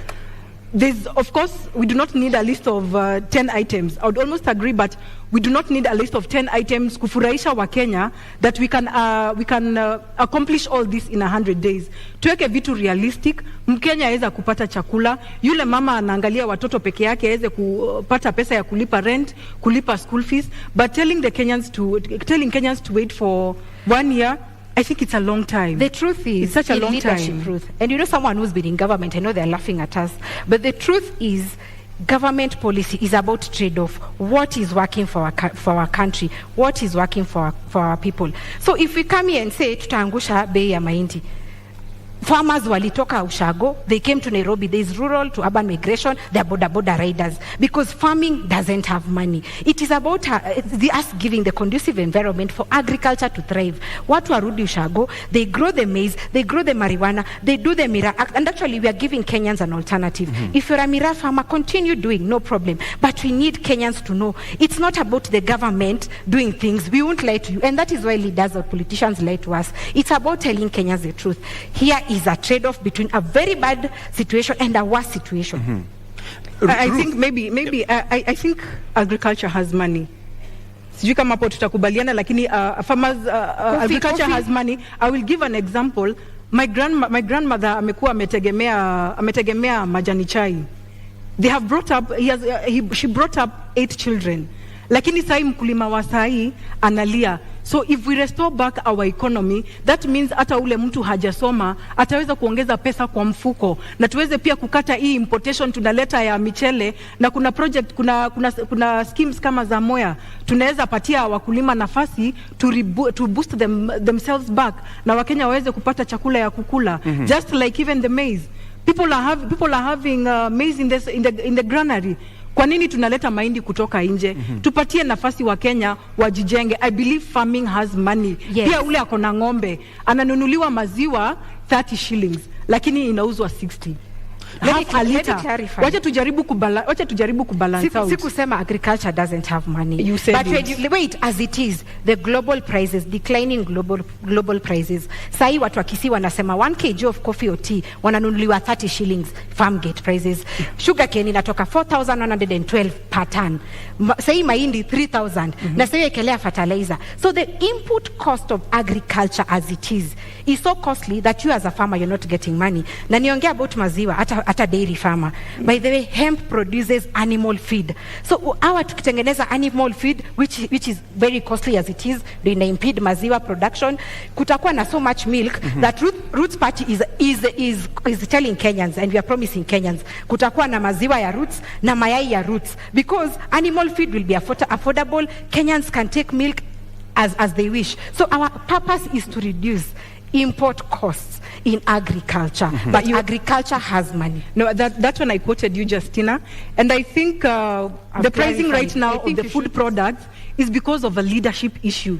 It's nothing that the Kenyans cannot produce. Tuko na mchanga, tuko na maadili. We only need to give Kenyans ile nafasi waweze kulisha Wakenya wenzao. Mm-hmm. Just that. Let's stop saying ati mahindi it's in toxins, whereas the strategy is kuleta mahindi binafsi, unaleta hapa kwa nchi, unajitengeneza wewe mwenyewe, lakini unafinya yule mkulima ako pale Murang'a, ako pale Kisumu, hawezi pata return on investment. Kwa hivyo let us try to promote what we have locally, because this is a blessed nation. Justina, in 60 seconds, listening to you, then it sounds like it begins and ends with marijuana farming. That is part of our manifesto, and agriculture is the core principle in our manifesto. Let me say this snake farming, as it is, 3 Kenyans die out of snake bites as it is. And we have a law called Wildlife Conservation Act 2013. And this gives us the option of having this snake farming as an income generating activity. So even if you go to KWS right now, the law is there. Ours was just to amplify that voice and give options. Like I was saying, 3 people are dying every day because of snake bites. And why? The antivenom we import in this country is from South Africa and India mainly. But there are over 3,000 species of snakes in the world. So maybe the snake that will bite you didn't have that antivenom. And if it's antivenom, one vial goes for 13,500. And you need between 5 to 10 vials ndio upone hiyo kumwa na nyoka. So ideally utakuwa na 135,000 ya kupona hiyo snake bite. What is our agenda? Our agenda is to look at what we have. We have snakes around. 1, we'll have the venom industry. This is where unasikianga mtu kushagua amesoma biochemistry, but you don't know where they're going to work. We are going to bring them into this pharmaceutical industry where they are getting the antivenom so that you can compete in the international market. Right. And then protect the 3 Kenyan lives who die because of snake bites. Ruth, in 1 minute, story ya nyoka. Story ya nyoka ninasema for our government Agano party, we cannot deal with snakes surely. Tutafunga kwa compound ama ni kuku tutaweka surely. Ndio tupate mayai. Then again, how much do we have to wait for this venom itoshe ndio Wakenya waweze kupata medication, whereas we are going to start, probably, if at all they get the chance to lead from 10th, tutaanza kurea from 10th ama tuko na za kutosha Kenya. What business do we have putting in snakes here? We have amplified what is there. There is a law, Wildlife Conservation Act 2013. Today is 2022, so it's been there for a while. And it gives this leeway for wildlife snake farming as an income generating activity. Let me tell you, our idea is making Kenya an export hub, putting money in the pockets of Kenyans. Ndio tunapata ile foreign exchange tulikuwa tunaambiwa tukiwa shule ati Kenya is earning foreign exchange from wherever. So yetu ni ya kwamba let's get other alternatives, income generating activities for Kenyans and to sustain our export manifesto. So how much venom do we need probably? Like I said, do the math. 1 vial goes for 13,000.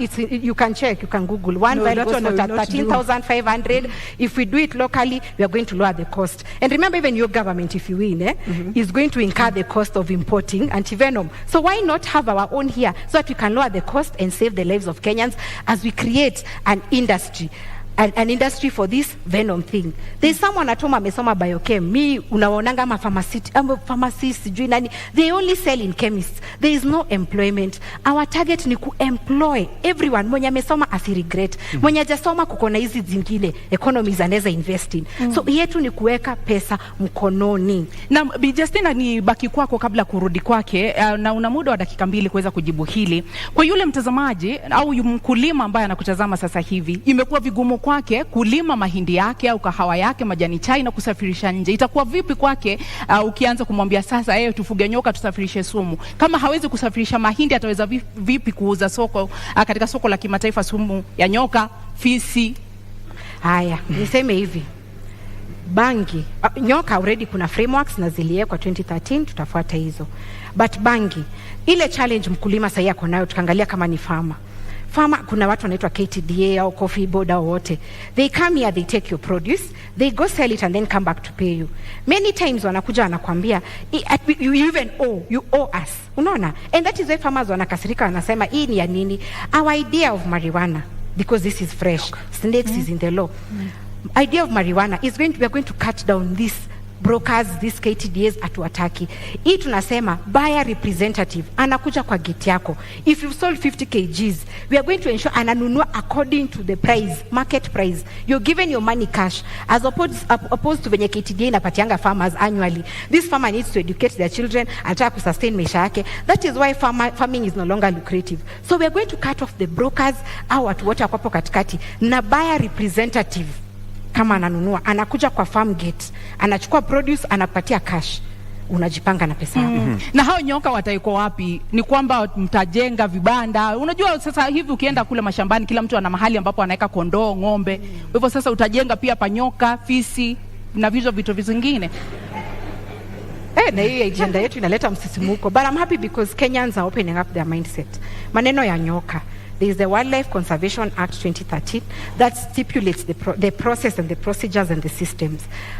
KWS itakuja kwako. You give and you show interest, yeah? Expression of interest. Before they give you a license, wanakuja kwako na wana inspect. So hiyo sitaongelea sana because already the law was passed by parliament. But this is the idea. Unaenda express interest, unaambiwa before upewe license, they have to inspect your premises. Can you afford? So we are going to use KWS, and Kenya is not devoid of experts. Wako watatusaidia on how best we can cash in on this. Na nimesema it is being done because we import venom from South Africa and India. They are doing it. Why not us? Ruth, utafuga nyoka? I think for Agano Party, our governance, we leave the snakes to the zoo. Tunakuja kuziona, tunaziangalia, tunasoma. That's good for us. Pesa nayo. Justina, Yes. I'm looking at this from a practical point of view. Yes. If you want to introduce, let's say, tea farming or maize farming, you give farmers seeds, fertilizer, and everything else. So what will you give to somebody who wants to engage in snake rearing? What will we give? Yeah. Like I said, Gashori, the law was passed in 2013. KWS, we are not doing it at Yas Justina or Professor Wajakoya. No, there are regulations in place.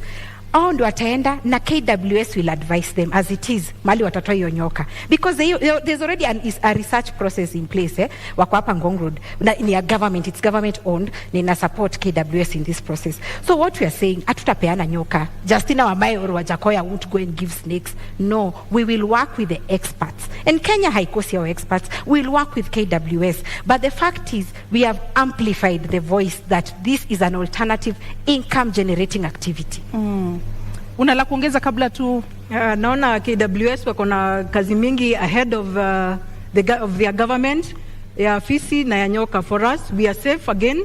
We leave them in the zoo. They were expecting, the law is there, the Wildlife Conservation Act 2013. Those were just my remarks. Yeah. Naam, tuingie katika mada yetu ya mwisho katika mjadala huu wa leo ambayo inahusu kinyang'anyiro hiki ambapo kipo, namna siasa zinavyoendeshwa.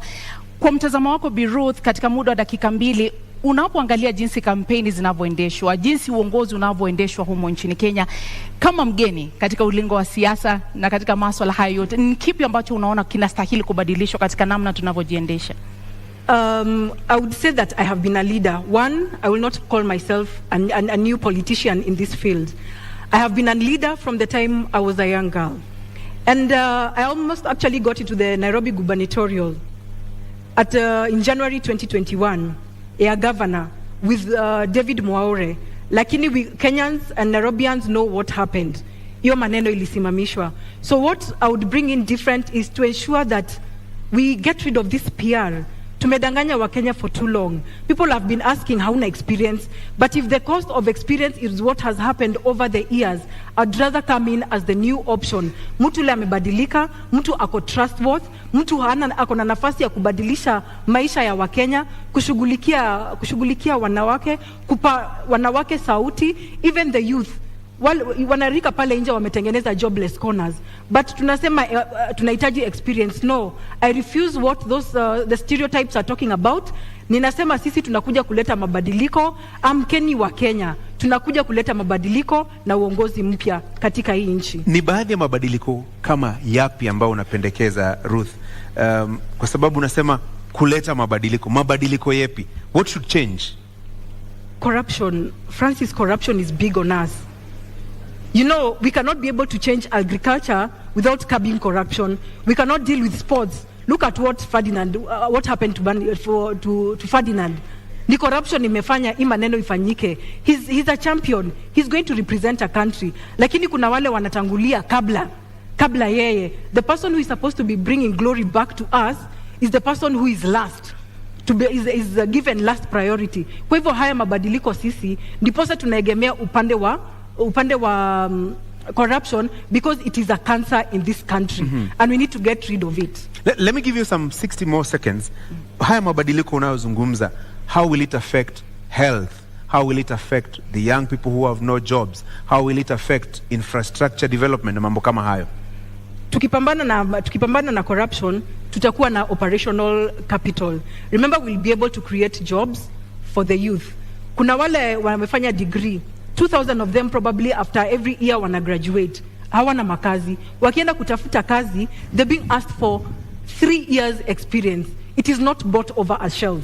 Tunataka kupatia the graduates nafasi waweze tunapatia graduates nafasi kuweza kuingia kwa makazi with a minimal experience with a minimal experience, which means tunaweka mikakati ya kuweza kuwapatia nafasi kuingia immediately after graduation. There's a graduation program. Na watu kama wa informal sector tunamsha the industries that have been dead. During COVID, we got to learn that we can make masks we can make locally masks. Kwa nini bado basi tunazileta to employ wanarika walipo hapa ndani waweze kutengeneza mask? You can imagine we're even importing toothpicks. Situpatie wanarika in the informal sector nafasi waweze kujijenga pia. Justina, what should change about our way and mode of doing politics? Let me say this about health. Ukiangalia as it is, if you have for example, you're told to come for an MRI, to get an MRI scan or dialysis, ukiwa Turkana, you have to come to Nairobi for NHIF to give you authorization for that. Assuming you're very, very sick, so you have to come with someone. You travel from Turkana to Nairobi. Up until 2018, it was working. I don't know why it stopped. You come here to Nairobi, maybe upate watu ni wengi kwa NHIF office, so uende bado ulale, there's cost of even kuspend in Nairobi, and then you go back. What I'm thinking, the change we need in Roots Party, what we are pushing as Roots Party. Number one, NHIF zote in all localities and branches, can they authorize this thing? So that kama ni dialysis, kama ni MRI, we were told that machines were bought. Why should they come to Nairobi all the way from Turkana or Mandera for authorization in Nairobi? So that is the change we want. Number two, doctors are professionals. They should also have their own health service commission. They have been fighting for this. So as Roots Party, we are going to push for that. Wacha wajipange kama judicial service commission, because health is very, very paramount in this country. Another thing which borders on devolution. Our idea as Roots Party is that we've seen that 15% is not possible because national government is not able to give county governments, and county governments are crying. When we say we are going to suspend the constitution, that comes into chapter 11 of devolution. What we want is for the counties, they are already organized in caucuses. Wajipange, they get their own revenue, wagawane according to their regions. They are only going to give national government ya roots 10%. Iyo, a doctor wa county atalipwa, suppliers who've been auctioned because they have not been paid watalipwa, unaona, and service delivery ya county will be manageable. So that is the change we are pushing as Roots Party. Na Bi Ruth, katika kauli yako ya kumaliza una muda wa dakika 2, ni kipi ambacho mtakifanya tofauti na utawala ambao upo sasa katika kauli yako ya kufunga? Wakenya tunaleta transparency, Wakenya tunaleta uongozi mpya, tunakuwa we are the new broom. We are the people who are coming to clean up the corruption. We are people who are coming to stabilize the economy. We are concerned about our youth. We are concerned about the women plight, just as like the disabled, the people with disability. So give us the chance to take care of you. You are our bosses. It's paramount to know that you are our bosses. You are not the subject. So give us the vote and we shall bring in the change that we have been talking about. Kauli yako ya kufunga, Bi Justina. And I called for mindset change when tulikuwa tunaanza hii debate. Kenyans, let us respect the media owners. They have organized this debate.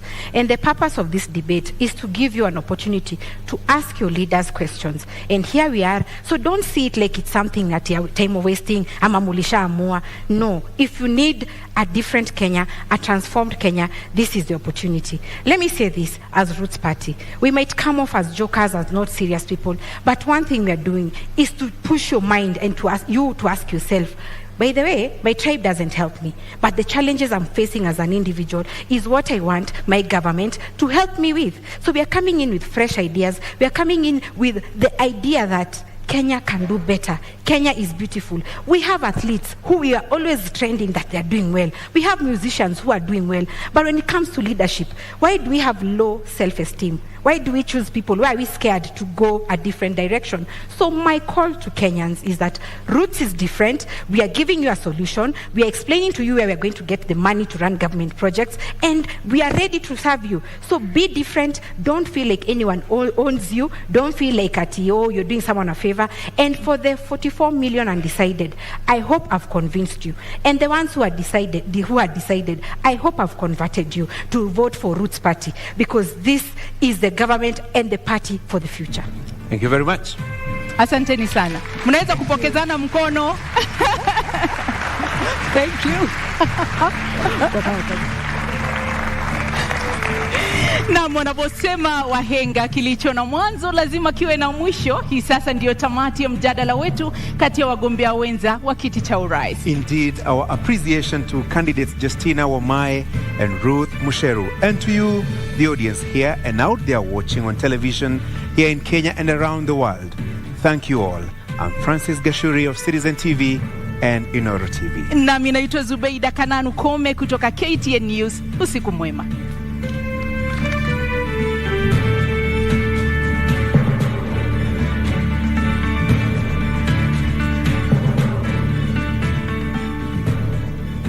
Thank you for staying with the deputy presidential debate. Debate 1 has just ended just moments after Justina Wamae of the Roots Party and Ruth Mutua of the Agano Party faced off there in debate 1. Debate 2 is kicking off in just a bit, but my panelists are still here with me. In fact, some of the leaders are already here, within the vicinity. We're waiting for Martha Karua, Azimio la Umoja, One Kenya Alliance, and Rigathi Gachagua, who is from Kenya Kwanza, who is just arriving for the debate 2, which will kick off in the next 1 hour. And I'll be crossing over to Ken Mijungu in just a bit, and Michelle Ngele was standing by for that conversation shortly. And my panelists are still with me. Professor Alfred Omenya, urban planning expert, is changing places with Professor Gituro. Nerima Wako, executive director, Siasa Place, is still here. Dr. Nancy Baraza, former deputy chief justice, is still with us here. Saska Labarakwe, public policy expert, is also with us. And Wanjiru Gikonyo, executive director, TISA, which is the Institute of Social Accountability. Just moments before this debate kicks in, the second debate, Wanjiru, who impressed you in the first debate and why? Well, I have to give my kudos to Justina. First of all, I think both were impressive, and it's a landmark that we have two women being able to hold this debate. Yeah. So that means out of all the candidates, we've got a total of 3 women as deputy. That is the trend we need when we are talking about gender inclusion. In terms of the debate, I'd have to give it to Justina. Yeah. I felt she argued her points very convincingly. I think she gave a lot of good background information. I've learned a lot. Yeah. But they both did well. Both did well. Asaska, who impressed you? To be honest with you, I give it to the Roots Party for making cannabis a national conversation in this debate this evening. Kudos. And I also picked up that she covered their manifesto very well, cutting across all the 10 points. And the other thing I noted is that the Roots Party manifesto is an outward-looking manifesto. Yeah. Because you'll find that she really focused on exporting hyena parts and dog and snake meat and anti-venom and all this. And they're looking at China particularly. That I find it quite interesting because China is one of the highest consumers of these exports. And And because of this, she's really hammered it down on legalization of marijuana. Yeah. And she made it clear to Kenyans that, hey, we're not just going to work in an empty space, you know. No. We'll have laws and regulations guiding the farming of marijuana. Yeah. So I found it very interesting okay. and captivating. Dr. Baraza, were your expectations met? Are you convinced now? You're waiting to be convinced whether this is an alternative option? I think before I answer that, Trevor, I want to commend the two candidates. Yeah. I think, as Wanjiru has said, I think our democracy has grown.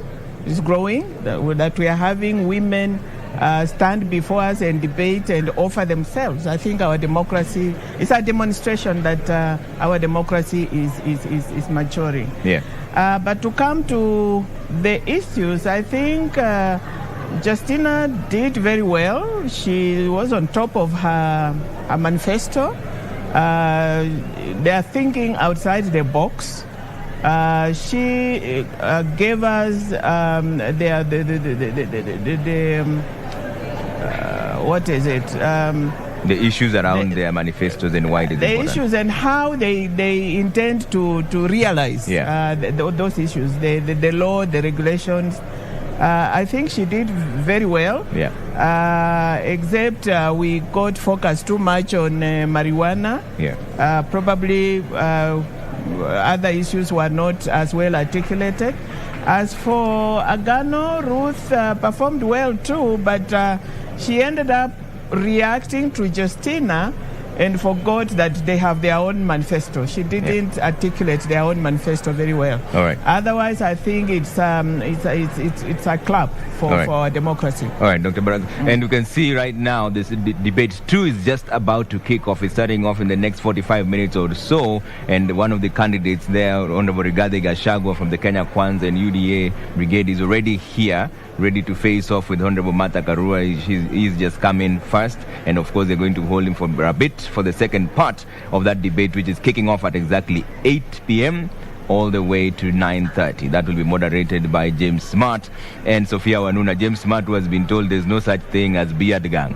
Ni pesa hakuna. We'll cross over to James Smart and find out what's really going on. But right now, one of the candidates who's arriving for the second debate, that is Honorable Rigathi Gachagua, is heading to speak to Ken Mijungu and Michelle Ngele to find out how he's feeling this evening. Trevor, thank you so much. And of course, the Kenya Kwanza Alliance candidate, running mate Rigathi Gachagua, is here, all decked up, looking really nice. Thank you so much for you. Quite early, you keep time. It's about 5 minutes past 7. How have you prepared for this debate? Well, to start with, I'm a guy who keeps time. You know, I was a guy in uniform. I believe in military precision. You told me here to be 7. Here at 7, I'm here at 7. Okay. I'm ready for the debate. I'm looking forward. I hope this debate is about the people of Kenya. I hope we are not degenerate into triviality and innuendos and rumors and unnecessary issues.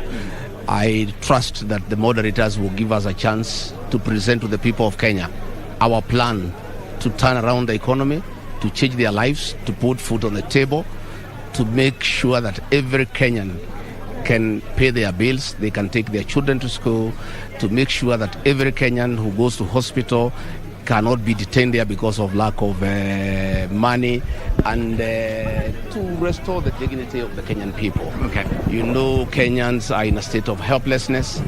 Kenyans feel very dejected. They lack hope. We need to give them a plan. Okay. And we have that plan. And given an opportunity tonight, we'll talk to the people of Kenya and tell them the plan that we have. Very, very interesting. But as I let you go, because you need to take a little rest before you take to the podium, you are prepared for this debate. You have been going around campaigning for Kenyans. But how do you feel being here tonight? This is the day, you know, because obviously prepared for it. I feel good because I'll have an opportunity to talk to many Kenyans who don't come to public rallies. There are many Kenyans who, because they are working, they are busy in business, some outside the country, they don't get time to attend public rallies where we have been pushing our agenda and explaining to the people of Kenya why they should give Dr. William Ruto and I a chance to change their lives, to restore their dignity, to give them hope, to inspire them. Right. And those are the Kenyans I want to talk tonight. And I trust and pray that the moderators will not be trivial. They'll give me an opportunity to talk to the people of Kenya about our plan and convince them that we have the best plan for them, and that is why they should come out on the 9th of August and vote for Dr. Ruto and I. All right, Rigathi Gachagua, running mate for the Kenya Kwanza, all the best as he walks in to now take his position. And Trevor, very interesting, he's a man who keeps time, and he says he's ready for the debate, and I know we are also ready. Over to you, Trevor. Thanks, Ken. We're absolutely ready for debate 2. This is just moments after debate 1 has just finished. Justina Wamai of the Roots Party and Ruth Mutua were facing off. Now debate 2 is kicking off in the next 45 minutes or so. That's at 8 p.m. They're going all the way to 9:30, and the first candidate has already arrived. That's Honorable Rigathi Gachagua. Nerima, coming to you now, just post the first debate. Who impressed you and why? Well, I would have to say that as well. I agree. I believe it was Justina Wamai. You could clearly see in the way she articulated herself that politics is something that she is well versed and used to. She was able to use very personal stories. She identified with the people, the audience. A lot of times with her responses, you could hear the audience chiming in and laughing. But also the fact that she had tried to stand in Mavoko and also applied for a permanent secretary position. It shows you that even in her articulation of responses, she could see how things work within the counties. And Nerima, I'm going to ask you to hold that thought. Now the interruption comes to you for the first time. At least that's one vote on your side. Let's go over to Busara Naman, who's standing by with Justina Wamai of the Roots Party. Post the first debate and let's find out how she's feeling. Busara? Naam, mtazamaji, bila shaka duru ya kwanza ama awamu ya kwanza mdahalo imetamatika na tayari tunajitayarisha kwa awamu ya pili. Lakini kabla hatujajitosa katika awamu ya pili, ni lazima tuweze kujua jinsi mambo yalivyokwenda katika awamu ya kwanza. Na hapa nipo na mgombea mwenza ambaye ni Justina Wamai, na pengine tu ningependa utueleze, je, unahisi vipi baada huo mdahalo? Na je, unahisi kwamba umeweza kuwashawishi wa Kenya? Asante sana Busara kwa hilo swali. Nikiingia hapa nilisema kazi yangu itakuwa ku destigmatize Roots Party manifesto na believe nimefanya hivyo. But wacha niseme hivi, Kenya imebadilika, wa Kenya wanataka leaders who understand them. Na ndio maana ilibidi nifanye a lot of research na ni present well ndio wa Kenya watuelewe. Another thing, Mkenya wa leo si ule wa kitambo. Nilipokuwa mdogo nilikuwa naona wanasema women in politics are not married. So the men in this country wako progressive, wata support ideas, hata women empowerment ideas, and I need to thank personally my husband, my spouse Bwana Alex, tuko naye huku kwa kunipatia hii opportunity ya ku choose and do what I love, which is public service and leadership. Nimefurahi sana. Naam, asante sana kwa kuja, asante kwa kuitikia mwito. Na mtazamaji, kufikia hapo na ningependa kumpisha mwenzangu Nimrod Tabu naye atueleze upande wake kuko vipi. Karibia kaka. Naam, asante sana Busara. Bila shaka nafikiri mgombea mwenza ameeleza vizuri. Ninaye mgombea mwenza pia mwingine alikuwa hapo katika jukwaa, Bi Ruth Mutua. Nafikiri pengine hisia za kwanza tu ulipowasili na mpaka sasa. Je, unasikia fursa hii umeitumia vizuri kuzungumza na wananchi? Manake kuna wengine ambao pengine walikuwa hawaja kuona kwa muda mrefu kuchukua majukwaa kama haya na kuzungumzia manifesto. Hii nafasi nimeifurahia, and I thank the Media Council for the opportunity that you've given unto us. We are not really competing against each other. Tumekubaliana na Justina, tumekuja kuleta the manifesto. What is this government coming to do? I have loved the interview. It was interactive, but not siya kuleta mtu chini ya kumuonesha this one is better than the other. Na pia ningeweza kufurahi kushukuru familia yangu, pia mimi bwana na watoto wamenishikilia for even this first time of a race. Nasema ni asanti. Bila shaka tunatumai kwamba umeweka msingi wa yale ambao mnataka kufanya hata siku za usoni, lakini asante sana kwa muda wako. Bila shaka tukiwa na migaragazano kama hii tutakuwa tunatafutana na nyinyi. Haya basi, ndio kama ulivyosikia mtazamaji, wagombea wenza wote wakifurahia fursa hii kuweza kuzungumza na wananchi na kuuza sera zao kwa wale ambao walikuwa bado hawajakuweza kuwafahamu ama kuwaelewa zaidi. Lakini kwa sasa hivi tunakwenda kwake Trevor Ombija, bado wakili na wachanganuzi, kuzungumzia tu awamu ya kwanza na pia matamanio na yale yanayotarajiwa katika mdahalo wa pili. Asante sana Nimrod na Busara there, but we come back to you. You're finishing your thoughts on why Justina is the one who impressed you. Yes. So basically she said it herself just now, where she said she's passionate about public service. We saw that. She was able to bring it out. But also her opening statement, where she talked about, Kenyans, open your mind. So Roots Party is definitely different. We saw the difference. And she also closed it with Kenyans, open your mind. And I think that she has managed to do what she came to do. People are asking questions on, can industrial hemp make a difference to our economy? She has left Kenyans actually thinking about it rather than completely negating it. And so I think she has won this debate today. All right. Prof, were your expectations met, and who impressed you this evening? Thank you. Yeah, thank you, Trevor. I think my expectations have learned to make them very, very low, so they were met. There's no doubt about that. I think I really liked Justina and Roots Party. Because I like them not necessarily because of the issues they responded to, but as the other panelists have actually highlighted, as our democracy expands, we will be having different types of parties, pushing for different types of issues.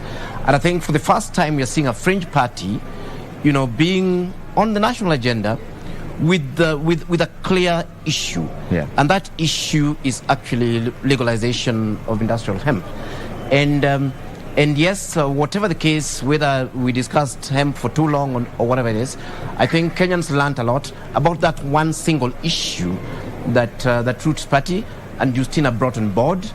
When it came to Ruth, I thought that their party must also be having an issue that they wanted Kenyan to listen to, but it seemed like her issue was to oppose industrial hemp and to oppose snake rearing and to oppose export of hyenas to China. So Agano Party actually wasted our time and actually did not even use the platform for anything. Yes, but of course, I mean, what I'd hoped to hear really it was whether there was anything beyond what we're hearing, the hemp and stuff like that. And I think Justina either tactically or otherwise chose not to discuss any of those things. Whether it's devolution, whether it's other issues around agriculture, whether it is youth employment, and all that. But on their single agenda of hemp, it was clearly put on the table. And my own suggestion to them is that they should not really campaign about anything else. The other things they can leave for Azimio and Kenya Kwanza. Let them focus on hemp and educate us accordingly. Okay. Dr. Baraza, on the issue of the rule of law, Justina says judiciary is the one that is to blame. Because in her own words, money will be used to sanitize whoever is accused of any matter. Do you agree with those statements, that it's the judiciary that is to blame?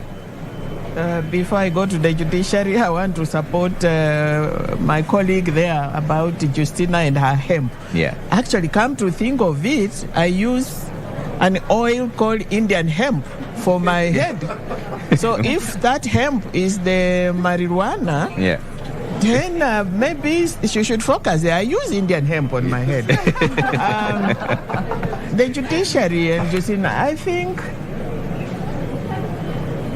to a large extent, I think we need to pull up our socks in the judiciary. People, whether rightly or wrongly, they think the judiciary is the weakest link in our fight against corruption.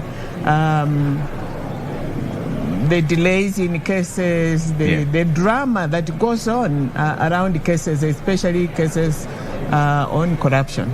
I think we need to the institution needs to pull up its socks, so that we can very, very ably deal with the issue of corruption. Can the solution be the death penalty and death by hanging? Because the last time this happened, and Gashuri brought it out very well, was in 1987. She says that will instill fear if it is brought back. We have the death penalty. It is there. Yeah. It's not like it has been outlawed. It is there. And it is for capital offenses. I don't think corruption is a capital offense. So unless now we revisit it, but it is there. And I don't think it instills fear even in the murderers and the people who commit capital offenses. So I don't know. I think probably she needs to have given us more alternatives on how we can deal with corruption. But we've not seen the death penalty being used since 1987. It is not used. I think we develop cold feet when it comes to real hanging of people. So we have just put them there in committee. They are there, and nobody hangs them. Okay. So and it's true. We hung the last, I think, in 1987. 87. Yeah. All right. Let me bring in Wanjiru on this. Wanjiru, on the issue of judiciary, Justina says it's the judiciary that has failed Chapter 6 of the Constitution. Do you agree? Well, what I do agree is that we have a problem of corruption. And what I like about these two parties, unfortunately, too much time was spent on the Bangi issue and not enough on the other issues. But if you look at the manifestos, there is the hanging provision in the Roots Party, and then the Agano Party really, actually, their centerpiece is fighting corruption. And all their recommendations are kind of built around that. And what I like about that is they are forcing, they may be fringe parties, but they are putting an issue that Kenyans, that bedevils our society, but Kenyans also feel about at the center stage. Because if you look at the larger parties, the Azimio Party, of course, has, a human rights crusader and a governance crusader for the deputy. But if you look at the manifesto proper, the proposals they have on fighting corruption have not been brought out. They are not quantified. They look like the platitudes that litter all our other proposals. Copy paste, let us do this. So we are not getting action. If you look at the UDA manifesto, actually they're almost telling us, let's rethink this corruption thing. It's not that big a deal. They also have some good proposals to strengthen the redress institutions, but they're leaving out the leadership and integrity. So we need the fringe parties, and I hope they'll stay the course to keep this center stage. Is it the judiciary? Well, the judiciary is definitely a weak link. In fact, Transparency International did a study on the judiciary and found of all the institutions, it's possibly one where corruption is most rampant. But by the same token, part of the paradoxes of our governance, the judiciary has been the bulwark or the protector of the Constitution under this dispensation against an administration that was really violating the Constitution. So I wouldn't put it all on the judiciary, because we've got, how do cases start? Cases start in the administrative process, and there are administrative sanctions. We have a Commission on Administration of Justice. So a lot of the offenses that we have can be dealt with administratively, but the public service doesn't work. From the people they hire, from the people who sit on the public service, from the people who get into public offices. So the moment you have the wrong people sitting in these offices, you begin to dilute the process. When these violations happen, they'll get investigated by the Auditor General, and the Controller of Budget can stop finances in some cases. Once these reports come to Parliament, what happens? And we've seen what happens with corruption cases, including the COVID, including the NYS reports. We've seen Parliament expunging the names of some of the politically connected individuals, so that you get a report with a bunch of facts, leaving out the perpetrators and those most responsible. We've seen the President promise to release beneficial ownership information. This is who are the companies that are taking part in government procurement, so that we can hold those people to account. And this hasn't happened. So we can't put it all on the judiciary. We have a very robust legal and administrative institutional framework, but the culture, what we want to hear is what's the culture that we, how do we change the culture? How do we enforce the laws that are there? And Asaska, what are your thoughts on this when the candidate is blaming the judiciary and saying that the death penalty will instill some sort of fear? I'll agree with what Daktari and Wanjiru has mentioned, but I also don't want to 100% blame the judiciary, because our constitution is progressive and the judicial systems are quite independent. So I think we are progressing, however slow, into having perfect judicial systems in place that deliver justice and fairness. So I won't blame it 100%. Okay. No. So, Prof, what are your thoughts on this? Is it the judiciary? Is that the weakest link when it comes to fighting graft? Actually, that's nonsense. We know exactly the problem with corruption in this country. Corruption in this country is a leadership issue. And it goes to what fellow panelists are saying there, that we do have enough administrative instruments to deal with this. If a president of the country is telling us that people are stealing in his government, whose responsibility is it to stop those people from stealing? It is not the judiciary. It is the president. And the president actually has adequate room in law to be able to replace people who are thieves and even who've been suspected of theft. I think if you look at the judiciary, if you look at Article 6 of the Constitution, I think that it sets a leadership standard. It sets a standard for public leaders. It is not just there actually for leaders who fail the criminal test.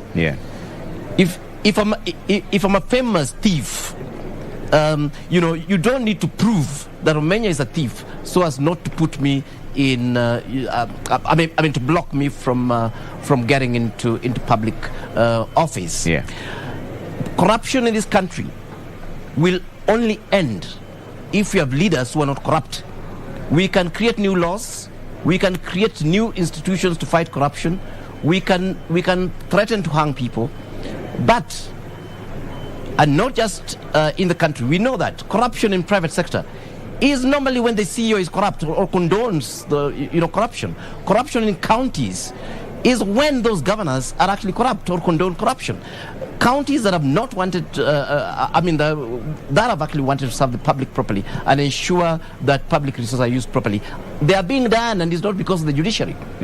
The president, and we've been told, the president has promised us over and over again to tell us who are these beneficial owners of companies, who are running the SGR, who are in the expressway, and so on.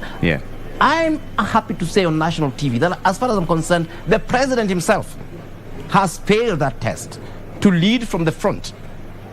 In fact, I actually think that the president and his deputy condone corruption. And that's why this animal will continue. As long as we keep electing leaders who condone corruption, we can cry whatever we want. We can point fingers. We can create 10 casas. But corruption will actually continue. It's for me, it actually starts and ends with leadership. Okay, Nerima, what are your thoughts on that? I think just to add on what has already been mentioned, we need to talk about asset recovery. The Kroll report did, mention, especially during Moi's regime, a lot of resources, ill-gotten wealth, was transferred to Swiss accounts. So in 2018, when the former President Alain Berset visited Kenya, he signed an agreement with President Kenyatta called FRAC, the Framework for the Return of Assets from Corruption and Crime in Kenya. Where did that go? What has happened with that? I think that there are frameworks in place in our country to make sure or to support our resources to come back in. Because as much as we're talking about corruption within, which is current, there's corruption from previous decades of mismanagement and terrible leadership and bad governance that we also need to talk about, that is overseas. And bringing these resources back, I think it's important for our candidates to highlight how they plan to do that, not just focusing on the judiciary. So I do agree that it has everything and a lot to do with leadership in place. And Dr. Baraza, one of the things that she brought out is closely related to what Professor is saying. Justina said that it's Kenyans themselves who are to blame for bad leadership. Do you agree with that statement? Absolutely. Absolutely. We know corruption is rampant. We know what it is doing to us. But we are ready to vote in corrupt leaders. We don't condemn corruption. We are ready. Only we are the ones who vote in these fellows. And so I think to that extent she's right. And on the issue of the judiciary, I think, let me go back to it. It's just one of the many institutions. And there are instances of corruption in that institution, but that doesn't mean that the entire judiciary is to blame for corruption. I think all our institutions, the entire leadership of this country is responsible for corruption. And so I think to that extent, she's quite right. And Kenyans ourselves determine the kind of leadership that we want. And so if we elect corrupt people, we put them in place, and they come and play musical chairs on us. We are promised there is going to be a lifestyle audit. We are all ears out waiting for the lifestyle audit, and that is the surest way of finding out how we are making our money and who is making this money. And then it stops. We don't hear about it anymore. And we continue. And right now, I think our biggest problem is celebration of money. We don't care where money has come from. Our little boys and girls are driving the most expensive vehicles in this country. Our economy is a small economy. Where are we getting this money from? We don't ask those questions. We are celebrating corruption. Wanjiru, is it the electorate that is to blame for all the mess that we are in? No, I respectfully disagree.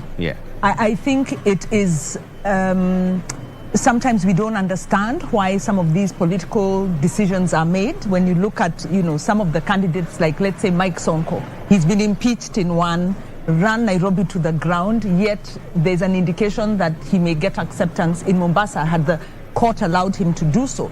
But I think those might be outliers and also might be ignoring the, many factors. So many factors go into the voting decision, including the electoral process. If we had an electoral process in 2013 that had to be challenged up to the Supreme Court because there were doubts on the way it was managed, and if again in 2017 Kenyans went, voted, and the presidential result had to be annulled and overturned because the process was manipulated, with a weak electoral system, you actually impede the ability of the confidence of Kenyans in the electoral and the leadership election process, and the ability to remove bad leaders. Linked to the electoral process is the party nomination process, where you have maybe two bad candidates or two candidates implicated of corruption. They may be good in other ways, maybe then Kenyans don't really have a choice. The other thing is, like I said, earlier, our civic education is actually a duty of government if you look at the law, but it hasn't been taking place. And you have to ask yourself, why did the Jubilee administration frustrate the civic education and civil engagement pillar of engagement? Because they did. They were deregistering institutions. They were refusing to allow development funders to fund civic education and voter education. So if you do not build up a critical consciousness among the citizens, what do you expect? They are going to fall privy to the lies and propaganda that the politicians peddle out. Last thing is, socially, the incentives work for corruption. Those who have fought corruption pay a very bitter price. Whether it's John Githongo now paying 10 million for exposing the Anglo leasing, whether it was Jacinta Mwatela, who was hounded out of Central Bank for refusing corruption, whether it's David Mnyakei, who exposed Goldenberg, and he died a pauper's death. So the social incentives favor corruption because the political elite are benefiting. So blaming the citizen is victim blaming. Maybe last I can say is professionals. Yeah. Look at what happened in Kenyatta University when a professional stood up and said no. So we also need professionals of courage and integrity to stop being bullied when they're given the wrong instructions. Yeah. Asaska, is it the people who are to blame?